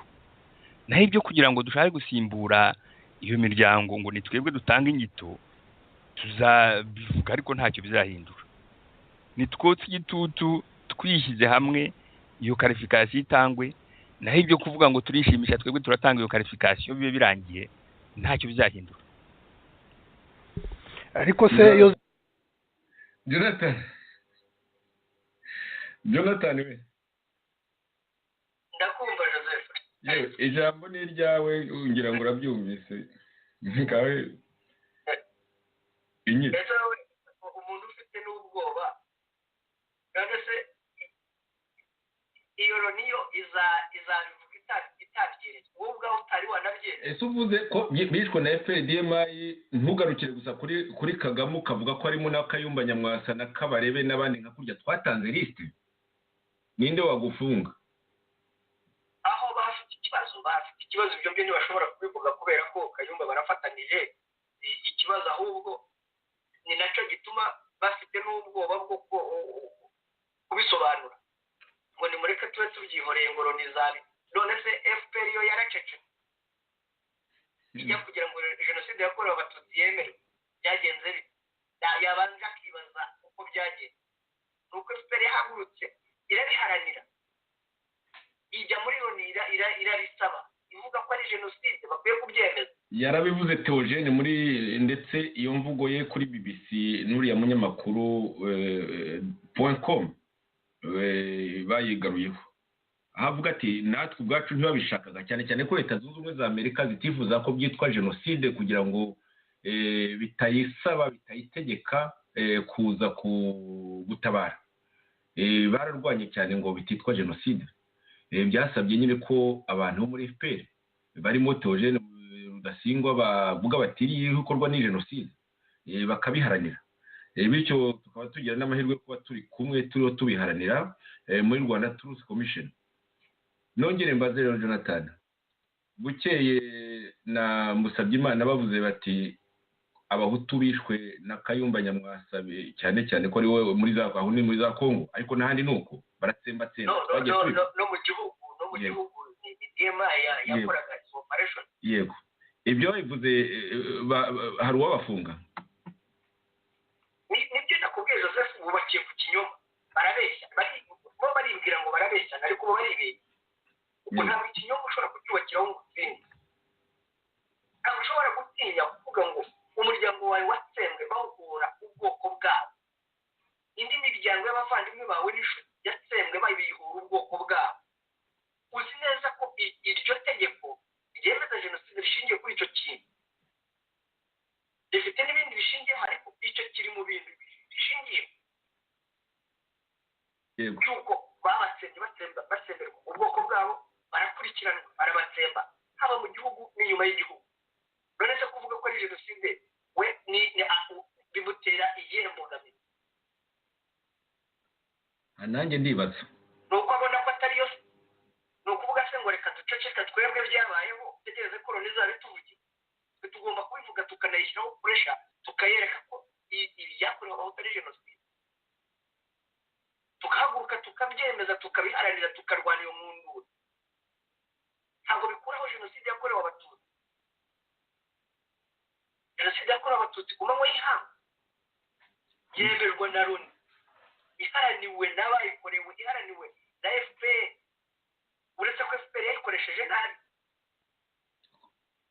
urabona ese abagenzi bacu ntabwo borora ikinyoma Jonathan kuko gutinya kuvuga kuki batinya kuvuga ubisha abahutu kugeza aho rwose binatuma Kayumba agira kuraje yo kuvuga ati yewe sinigeze njya no kubica naho banagera bakanatinya no kuvuga n'abisha abatutsi wagira ngo byose nta na kimwe bavuga ntibashaka kubivuga kuko batinyutse kuvuga abishe abahutu ubwo byabasaba no gutinyuka kuvuga n'abisha abatutsi umva nk'aha ngaha reka twumve gatoya nk'aho Kayumba hakana ko yarimbuye n'abahutu muri za Kongo ahereye kuri ziriya za Mubunga n'ahandi nk'aho ngaho reka turimo kubiganira hari ibibazo nagiye mbona ku rubuga rwa Facebook abanyarwanda batwandikiye kimwe mu bibazo abanyarwanda bakomeza kugarukaho baravuga bati utubarize General Kayumba Nyamwasa cyane cyane ku ntambara zagiye zirangwa mu gihugu cy'u Rwanda cyangwa mu karere k'ibiyaga bigari usanga bavuga bati General Kayumba Nyamwasa yarwanye za ntambara zo muri Kongo zo gusenya amakambi ugasanga bikwitirirwa kuruta James Kabarebe hakaba n'intambara y'abacengezi hari icyo wabwira abateze amatwi raditabuka ndetse na Ikondera Info cyane cyane ku bintu bikwitirirwa barakoze Serge ibyo ari byose twakoreye leta izo ntambara zabaye zimwe twari tuzirimo koko izindi twaranazirwanyije ntitwazemeraga ariko icyangombwa ni ukuvuga ko mu ntambara nka ziriya hari ikintu cyitwa command responsibility hari birimo byabaye uwumva nyine nk'umuntu ukavuga uti ibyo ni ibintu by'umuntu agomba kuregulatinga kuko mu by'ukuri hari abantu benshi banabiguyemo kandi yenda izo ntambara zitari ngombwa icya kabiri hari ikintu cyitwa personal responsibility ko hari ikintu waba waragize muri icyo gihe yenda ukaba waratanze amabwiriza ngo bice abantu ibyo ngibyo njye nta ruhare na rumwe mbifitemo ko twakoreraga leta ubu nta wahaguruka ngo avuge ati ise abajenerali bo muri Amerika bagiye mu ntambara za Iraq bavuga ko hariyo intwaro za kirimbuzi zikaba bakagera bagasanga zitanahari kandi abantu bakanapfa ubwo ibintu wazabibaza abajenerali usanga kenshi babibaza George W Bush na Tony Blair kuko bo bari bafite amabwiriza yo kujya muri izo ntambara nuko izo ntambara twazigiyemo icya kabiri u Rwanda rwo rufite n'amateka tuvuge nko mu Rwanda murabona nk'ibintu byabaye za jenoside n'intambara zahabaye mubona nk'abakabiriki ushobora kuba yarabaye mu ntambara kandi yarashinzwe n'imirwano ariko yagiye mu rukiko basanga ari umwere njye rero nkibwira ko kuri biriya bintu byabaye mu Rwanda igihe kizagera abantu bavugisha ukuri buri muntu avuge uruhare rwe yagize muri biriya byagiye biba nk'uko bivuga ati ise muri Kongo ariyo ryari igihe cyari ryari kuko hari ibintu koko ngewe utavuga ntafataho na command responsibility hari n'ibintu bimwe kandi hafi byose njye numva personally ntacyo njye nishisha mutima wanjye kubera yuko nta ruhare nabigizemo uti nta ruhare wabigezemo ariko se niba atari ibanga wigeze urwana mu ntambara zo muri Kongo muri 1996 basenya amakambi yo muri Kongo ntabwo nari nyiri ntabwo ari hari video ikunda kugaragara kuri Al Jazeera cyangwa abantu bashyize ku mbuga za internet ndakeka ari mu mwaka wa 1998 aho wasobanuraga option leta yari ifite zo gukemura kiriya kibazo cy'impunzi ari n'ahantu bahera bashinga bavuga bati ni Jenerali Kayumba Nyamwasa wasenye inkambi. iriya video ndibwira ko bayikoze muri 1998 kandi intambara zabaye muri 1996. icyo gihe nge nibwo nkiba chief of staff wa army. niba uzi neza uko ibintu byari bimeze muri 1994 nge nari muri gendarmerie ndi uwungirije umukuru wa gendarmerie wa muri 1994 kugera mu kwezi kwa mbere 1998. iriya video rero ibambazaga ndi Kigali ndi chief of staff nsobanura ibyabaye mvuga ko hari uburyo butatu uko ziriya nkambi zagomba kurangira. icya mbere ari uko abanyarwanda bagomba gutaha ku buryo bushingiye ku mahoro. icya kabiri mvuga ko international community yari ikwiye kubacyura. ubwa gatatu bwabaye uburyo bw'intambara kandi iyo ntambara atari yo twifuzaga. ukurikiye iyo video ndibwira ngo nicyo nikivuga. maze rero nasobanuraga uburyo ko intambara byagenze nk'umuntu wari umugabo w'ingabo icyo gihe ariko udasobanura ko ari nge wari ubirimo. nicyo byasobanuraga. ngira ngo rero Jonathan umva ko abantu benshi ngo bibuka tariki ya 6 ngo bahutu benshi baba baserije baba babukeye bagira ingorane cyane zo kuvuga bati twi abahutu bishwe na kanaka ngo bavuge amazina bagarukira kuri Kagame gusa.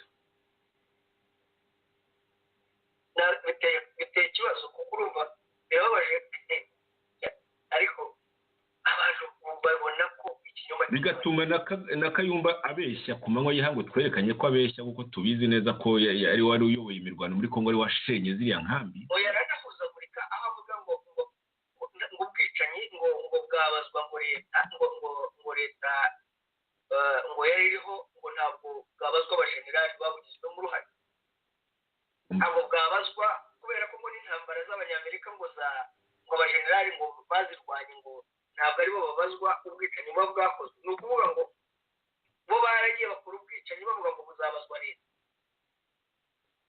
ikigaragara kandi rwose ntabwo nigeze njya muri Kongo kandi kuva 1996 ikinyoma cyambaye ubusa niwe urwanya intambara zo muri Kongo rwose. Kabarebe yagiye rwose agiye gutegeka zarwanye na Kayumba na DMI uzi ko ya desk ni Kabarebe yagiye guhagarara inyungu za Kagame mu gusahura.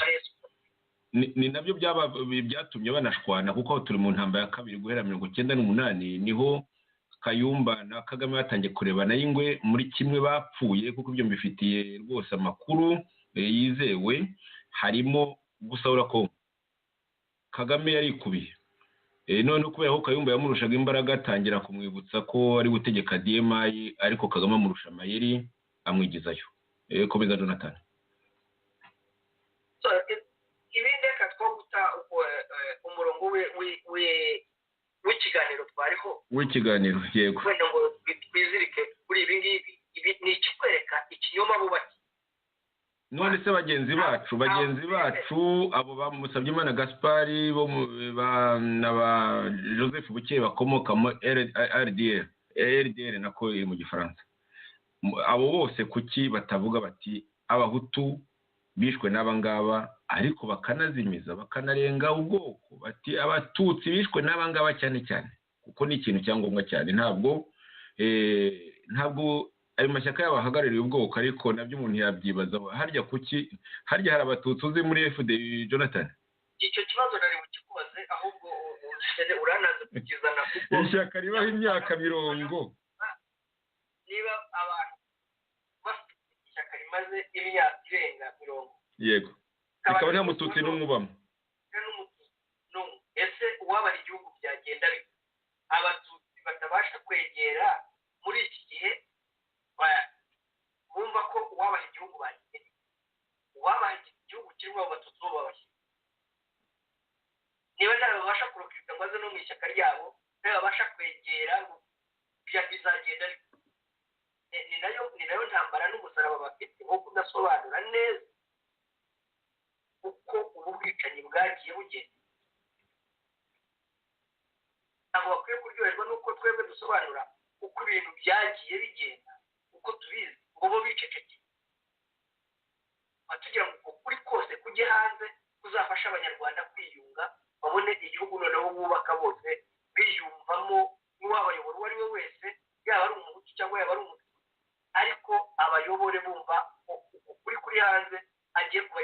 azabica agiye kuyobora atazikubira igihande cy'ubwoko akomokamo ahubwo agiye kubayobora nk'umunyarwanda.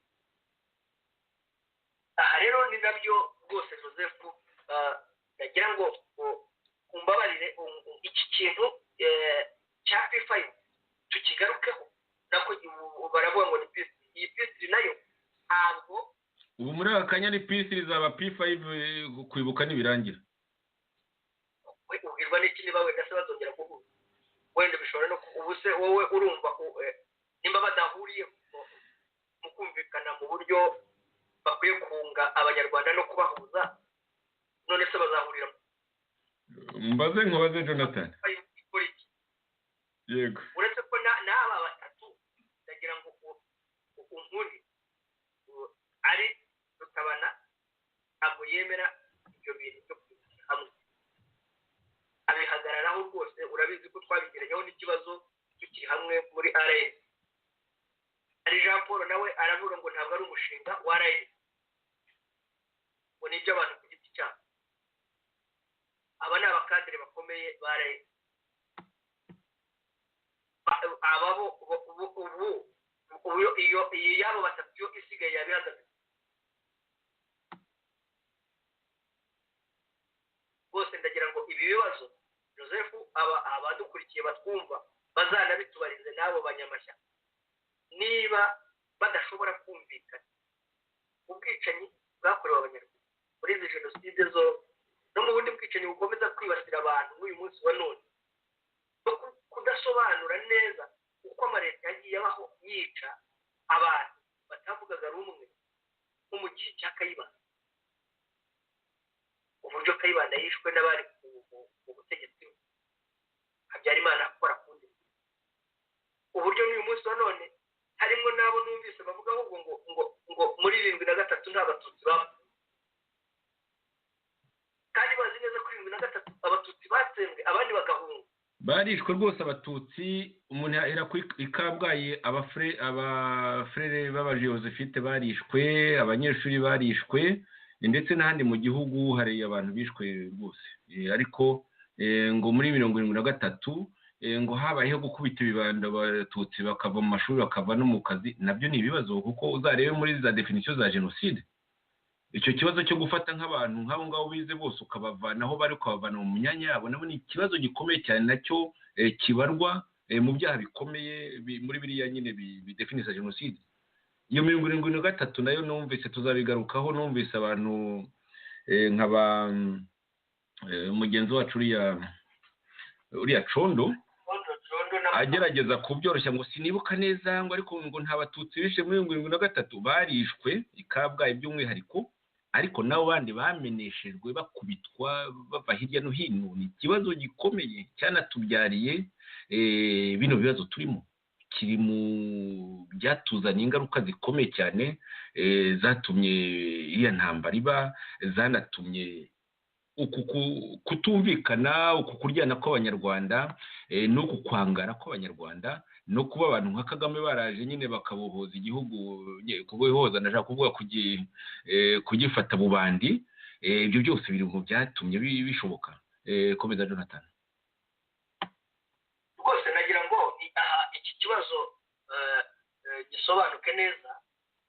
rwose ni iki bahagazeho, politike bakora ishingiye kuki? ese aba bantu aba banyarwanda b'abahutu n'abatutsi bagiranye ikibazo bagakorera n'ubwicanyi ndengakamere bwavuyemo n'ibyaha bya jenoside, bakaba ubwabo bari muri opozisiyo biyopoza kuri Kagame n'agatsiko ke ayo FPR-DMI, n'ubu kakica n'abo bacikacumu, kakica abahutu kakica abatutsi. bo politike bakora irusha iki ya Kagame?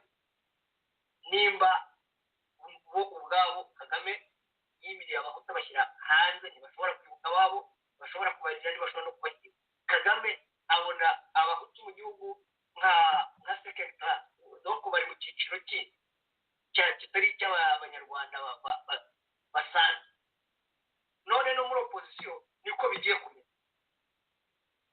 none niba babona ko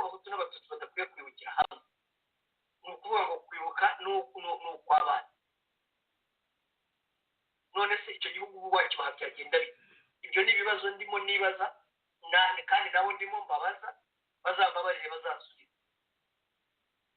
Jonathan wigeze kumbaza mu kanya uti mbese P5 cyangwa P3 muri kino gihe ni iki kiyihuje mu by'ukuri, ni iki gituye, ni iki bahuriye kuki? Jonathan rero hari ibyanyibukije igitabo, icyo kibazo cyawe nako kibazo cyanyibukije igitabo cy'umunyagana, igitabo kize cyane rwose kizwi, witwa Arma Ayikwe umunyagana, yavutse muri 1939, ndumva agomba kuba akiriho. uwo mwanditsi uzwi rwose kuri icyo gitabo cyane, gifite ubundi nk'uko ari umunyagana nyine, igitabo kiri mu cyongereza ariko njye nagisomye mu gifaransa cyitwa ngo L'âge d'or pas pour demain. Mu yandi magambo ngo iminsi myiza cyane ya zahabu ntabwo ari y'ejo. Aha nyine yari amaze kubabazwa cyane n'imyifatire y'abayobozi bo muri Afurika. Ni mu gihe cya Kwame Nkrumah n'abandi bari bafite inzozi nziza zifitiye Afurika, ni mu myaka yo hambere nyine. Avuga ati icyo gitabo cyo cyasohotse muri za 70 niba nibuka neza, avuga ati ibihe byiza, l'âge d'or n'est pas pour demain. Reka nshake titre original yitwa the beautiful ones are not yet born. Nyine Afurika iracyafite inzira ndende mu by'ukuri, ibihe byabo byiza ntabwo biravuka. Urumva rero uko yavugaga muri iyo Roma ye, mu by'ukuri ni Roma, ni igitabo nyine, ni igitabo ariko kenshi kiba gifite icyo kivuga cyane cyane gihereye ku myifatire y'ubutegetsi. Hari aho akagereranya uko iyi Afurika nyine avuga yari itegetswe, icyo gihugu cyari gitegetswe, akayigereranya n'ikibisi, hari ingu kibisi cya bisi, iki ngiki cya kara kinini cyatwaraga abantu, ariko gisa nyine nuko igihugu kimeze, gifite ibyuma byose byaguye ingese, moteri iguye ingese, bijyanye na byose biguye ingese, n'insinga ziguye ingese. Ku yandi magambo ngo wayibonaga iyo bisi yatwaraga abantu, n'iyo kare yatwaraga abantu, yaribazaga bati niki gifatanyije ibi byuma byose, moteri ifatanyije na boîte vitesse ifatanyijwe n'iki? We yarebaga agasanga ngo ifatanyijwe na ruye urabibona icyo ari cyo, ni ingese. Ingese niyo yari isigaye ifatanyije ibyuma, Jonathan, mu mwanya bazasudire kumwe ibyuma bifatanye binafite n'amaburo n'ibiki byose, byari isigaye bifatanyijwe n'ingese. Mu yandi magambo ko ari ukuvuga ko iyo bisi bibazaga ukuntu igenda, ari ikintu gishobora kujya gutyo ukabona moteri yikubise hasi n'ikindi cyuma kikubise hasi.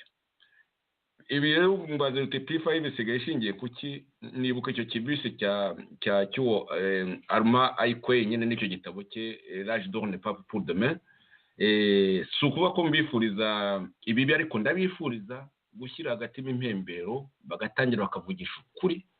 Niba twibuka, niba tugomba kuvuga ubwicanyi bwabaye ku Banyarwanda bwakozwe nande, tugomba kubivuga. Bwakorewe he? Bwakorewe nde?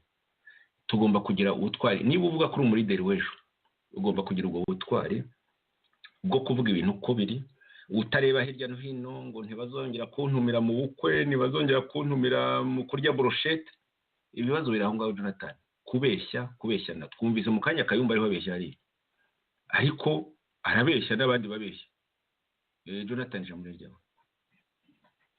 Ikibazo gikomeye Joseph, ndimo nibaza aho bakoresha n'imvugo ngo bamwe nibakoresha ibyabo ngo bakabatumira ngo bazajyayo, ngo abandi nabo nibakoresha ibyabo ngo bakabatumira ngo bazajyayo, ariko ngo ntibikwiye kuvangwa. Noneho ukaba wakwibaza ese ibyabo bande, Jonathan? Ninde uhagarariye Abatutsi, ninde uhagarariye Abahutu muri abo? Aho ngaho niho nibaza, ndashaka no kuza kugaruka mu by'ukuri muri abo bavuga ngo Abahutu benshi, ndi umuhutu ntabwo sintekereza gutyo, kandi si jye nyine. Abo bavuga ngo Abatutsi benshi cyangwa Abahutu benshi bahagarariye bande? Nabo ubwabo ntibihagarariye, ntacyo bahagarariye, kuko bahagarariye ku kinyoma. Bagize byibuze ubutwari, niyo waba uri muke ariko ukagira ubutwari, kuko twajyaga tugira intwari zikajya no kwiyahura bitaga gutabazi. Nabaza mvuga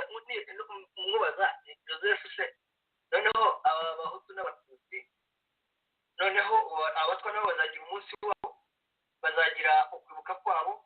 Abavutse ku bahutu n'abatutsi ni ukuvuga abana b'imvange nabo bazagira icyo gihugu.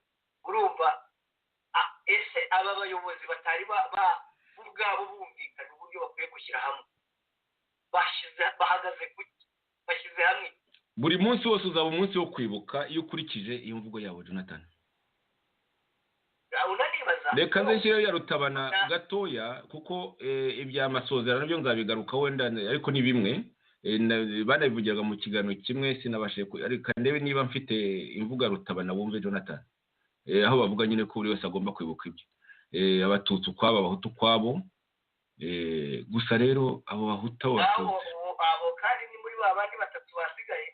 Yego, uretse gato, yego bari muri abo batatu basigaye. Rutabana ari muri RNC, ukibaza icyo yikoramo.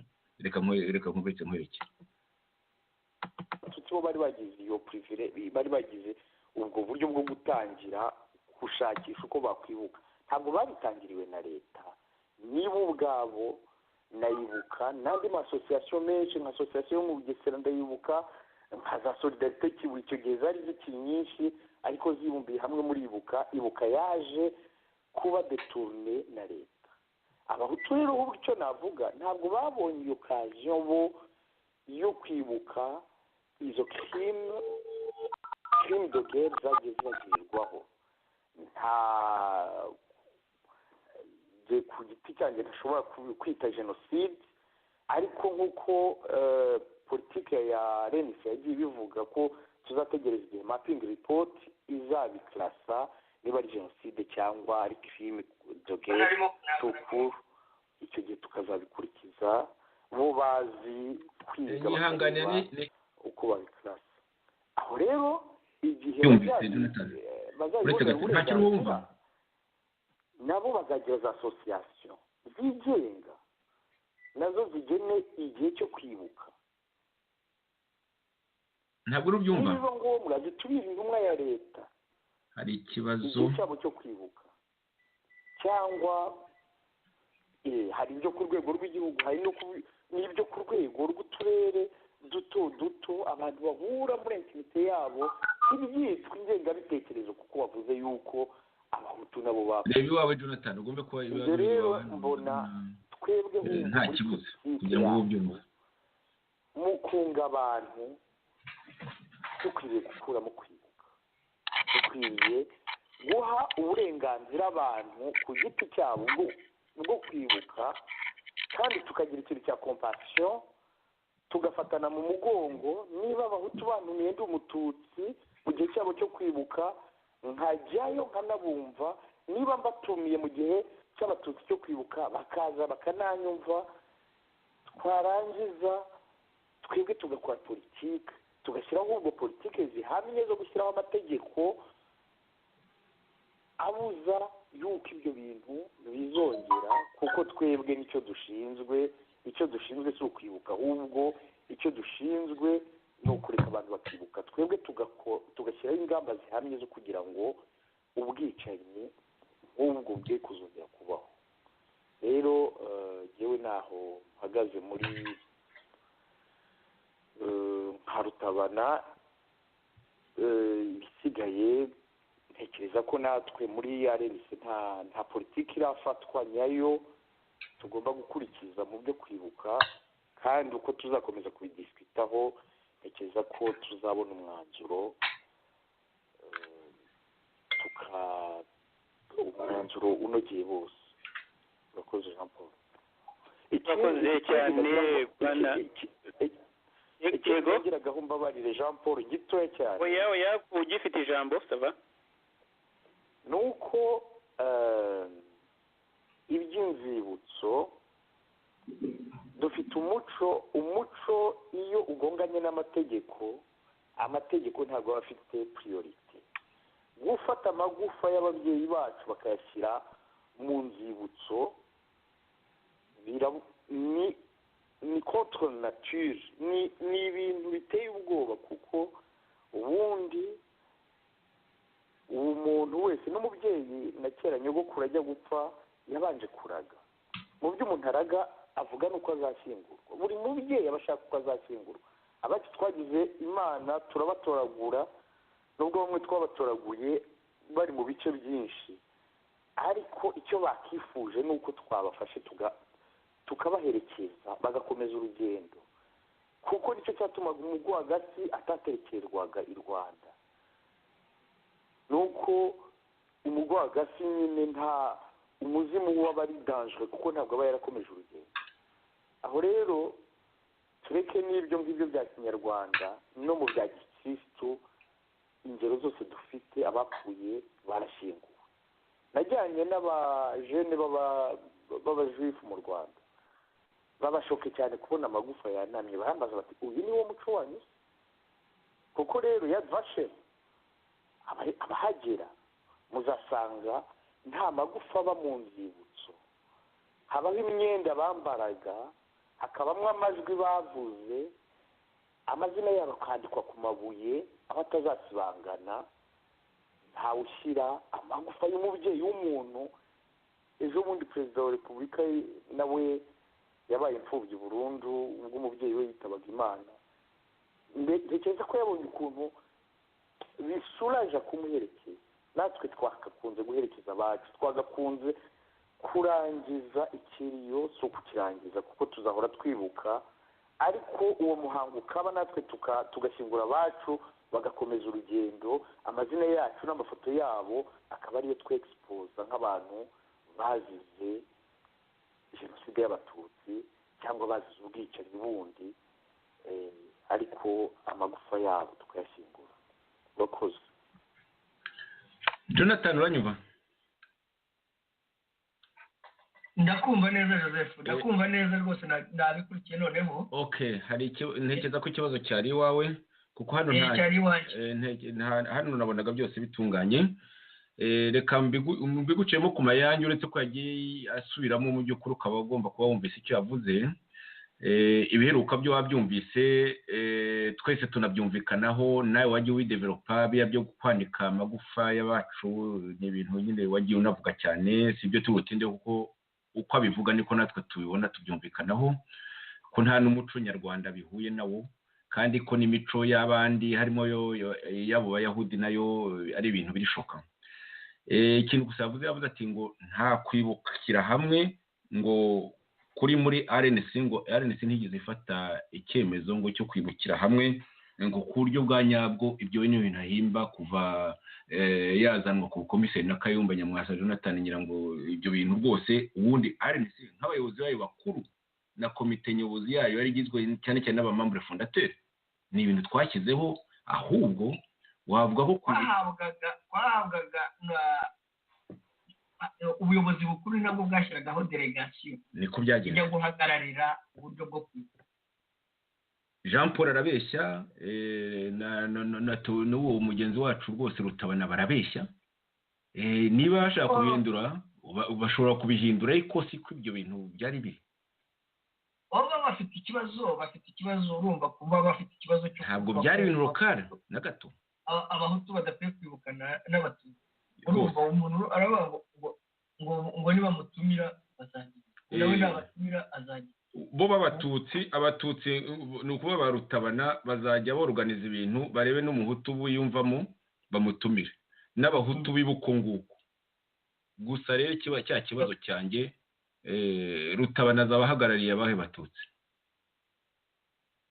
uretse n'abatutsi se? We nk'umukadre wa RNC nibyo agomba kwigisha, bihuriye he? Abamuha igihugu azabigenza, abahutu azabashyira kuri ya huriro rishaje, ariko twariremye rikageza aho rigatana rikaba rigeze aho ngaho. Ibyo bintu biteye gutyo twigeze tubishyira mu ndangagaciro za RNC. We wabaha igihugu babigira bati. Ikindi cyo kwatemera uko kwibukira hamwe, abandi barabikora gute? Ni komiseri ukomeye nawe umuntu yamubaza itandukaniro rye na Kagame. None se buriya ni umukomiseri wundi ntabwo agomba ariho ararwanya RNC. None se niba atarwanya RNC ikaba iriho ibeshyana na FDI, urabona bo bariho FDI na RNC bo baribukira hamwe, ya P3 iriho ku mugani wawe Jonathan. no ntabwo iriho nibyo nahoze mubaza uyu Rutabana ari muri iyo muri RNC ni umukandida ukomeye wo muri RNC yego ntabwo yemera ko bakwibukira hamwe ariko na Jean Paul nzabizana ubutaha na Jean Paul nuko ntaravuga ngo ntabwo bigeze babyemeza nyine ngo ni ibintu lokale gusa ngo ni ibintu lokale mu yandi magambo peace iri mu bintu lokale iri mu bintu lokale biri mu bintu lokale niba ari ibintu lokale peace iri mu bintu lokale nicyo kikwerekere gani ntabwo bizatinda kuko ntaho bahagaze ntacyo bahagaze ku kinyoma barabeshyana ntabwo ushobora no gusobanura dusobanura ubwicanyi bwakorewe abahutu uko bwateguwe n'uko bwashyizwe mu bikorwa dusobanura ubwicanyi bwakorewe abatutsi uburyo MRND yabuteguye bushyira mu bikorwa aho bo banashyiriyeho urukiko harimo abahanwe harimo n'abafashwe harimo n'abandi batarafatwa harimo n'abo Kigali ikoresha y'ubwayo kuko ikibazo cya jenoside kuri yo ni uburyo bwo kugikoresha ariko kuba umujenosideri kuri bo ntabwo ari ikibazo ni ukutabayoboka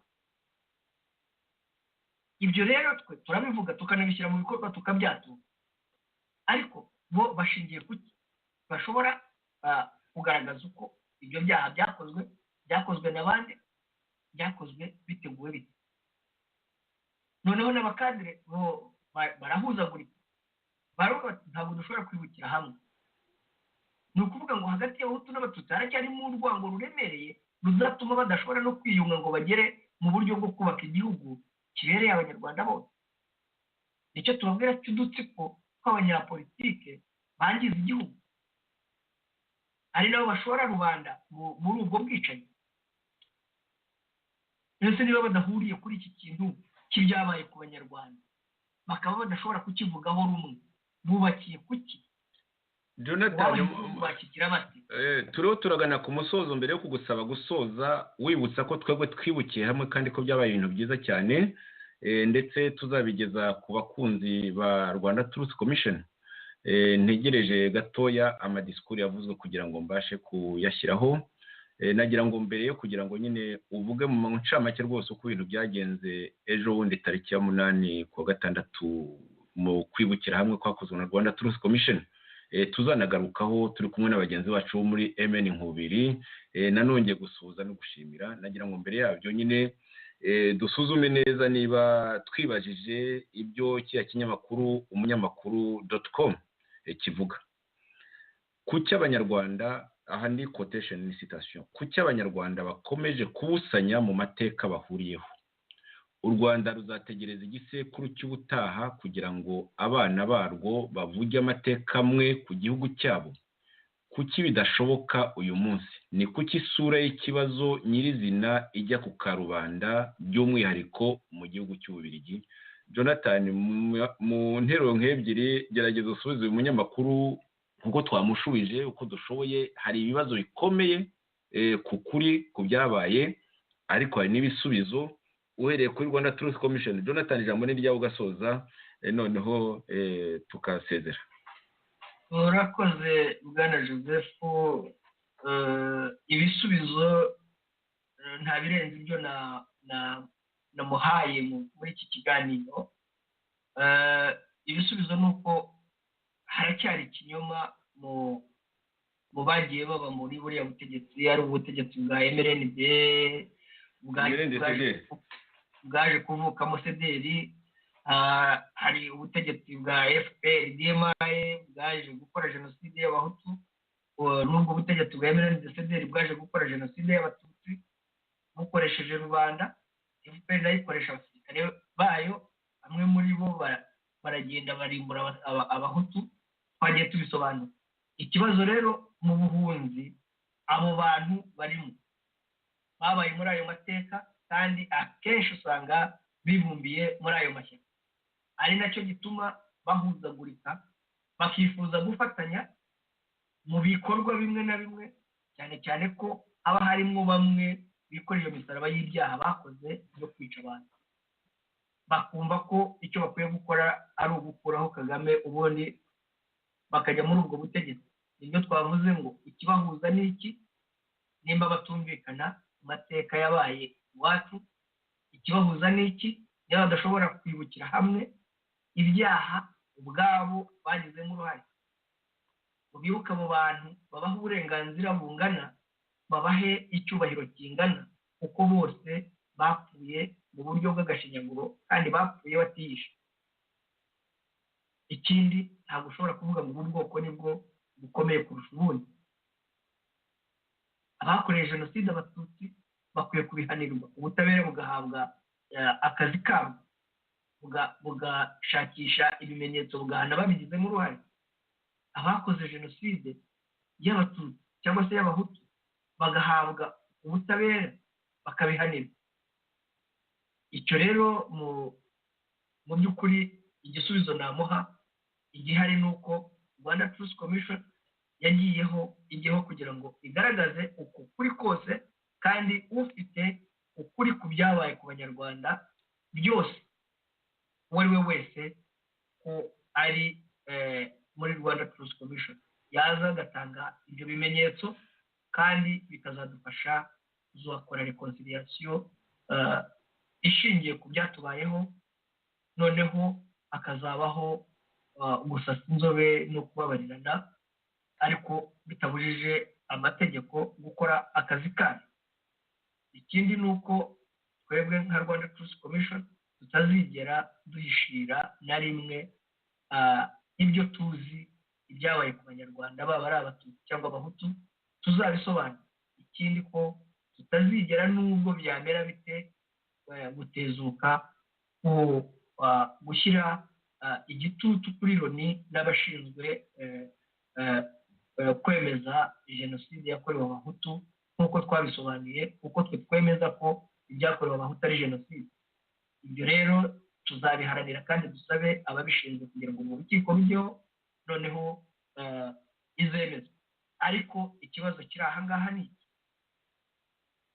niba ubwacu mu banyarwanda batari bemera ibyabakorewe ngo banabihagarareho, bareke kwicara babeshya, barerekeza hehe abanyarwanda?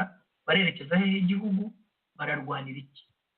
nkaba rero bavandimwe, nshuti mwari mudukurikiye, ngira ngo musoze mbashimira kuba mwadukurikiye, musoze mbashimira ibitekerezo byiza muduha, musoze kandi mbihanganisha mu kaga mwagiriwe n'abagizi ba nabi b'abicanyi bakabakorera jenoside. musoze mfata mu mugongo abari mu kababaro n'agahinda ko kubura ababo, kandi bizeze ko tutazigera duhishira ukuri. amaherezo ubutabera buzakora akazi kabwo, kandi amaherezo abanyarwanda bazabona ubwiyunge buzabageza ubumwe burambye mu gihugu cyabo. murakoze. urakoze cyane Jonathan. kwibuka bamwe batabahutu ukwabo n'abatutsi ukwabo, twebwe siko tubona muri Rwanda Truth Commission. twibukiye hamwe kuwa gatandatu tariki ya 8, kandi bizakomeza. nshuti mwari muduteze amatwi, mwari kumwe nanjye Joseph Ngarambe na Jonathan Musonera. ikiganiro ku byakozwe ku itariki ya 8 kuwa gatandatu, ukwibukira hamwe kandi kwagenze neza cyane, tuzakibagezaho ejo nibishoboka. murararyana aho bwije, ku bandi naho aho bwakeye. umunsi mwiza, kandi twese Imana idufashe, iduhe imbaraga zo kwihanganira amahano yatugwiririye, kubera ko mu by'ukuri nta munyarwanda yasize.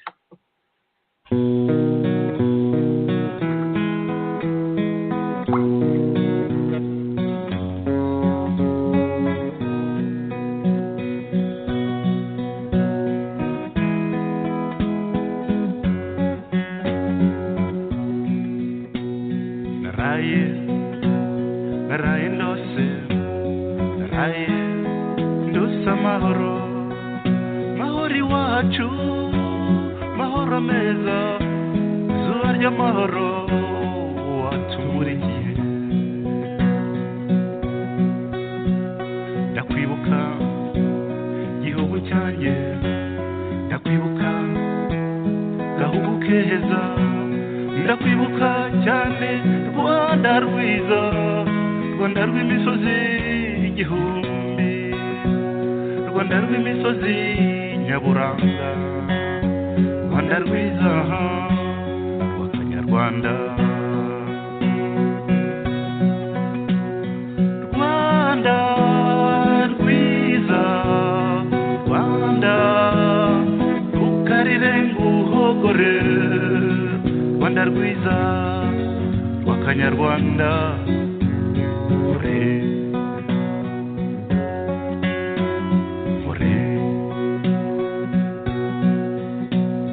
intambara yadushumurije amashitani y'amoko yose ayironda koko inzika inzangano ay'ubusambo ay'ubusahuzi amacumu y'amacinya hamwe na korera ndetse n'ayirari iry'ubutegetsi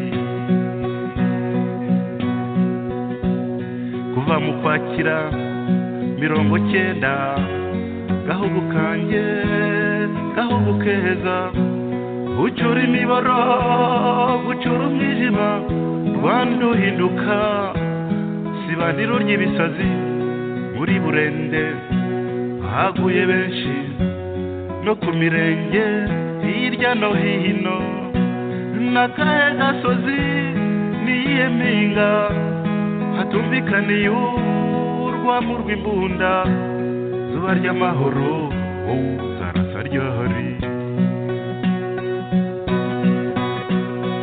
ntambara ntambara ntambara nta muryango uticiye uragapfaha uragapfusha urakavugwa ishyanga uragatsindwa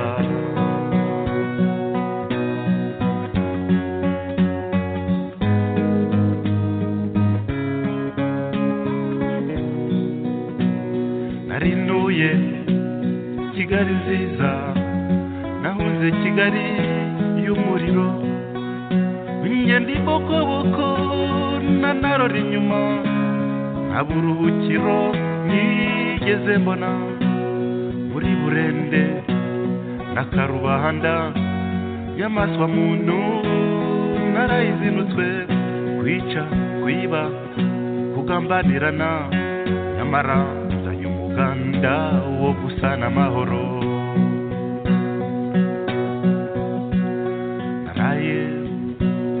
naraye ndose narose kandi nkabyizuze narose igihugu cy'ubwivugurure narose u Rwanda rw'ubworoherane zuba ry'amahoro watumurikiye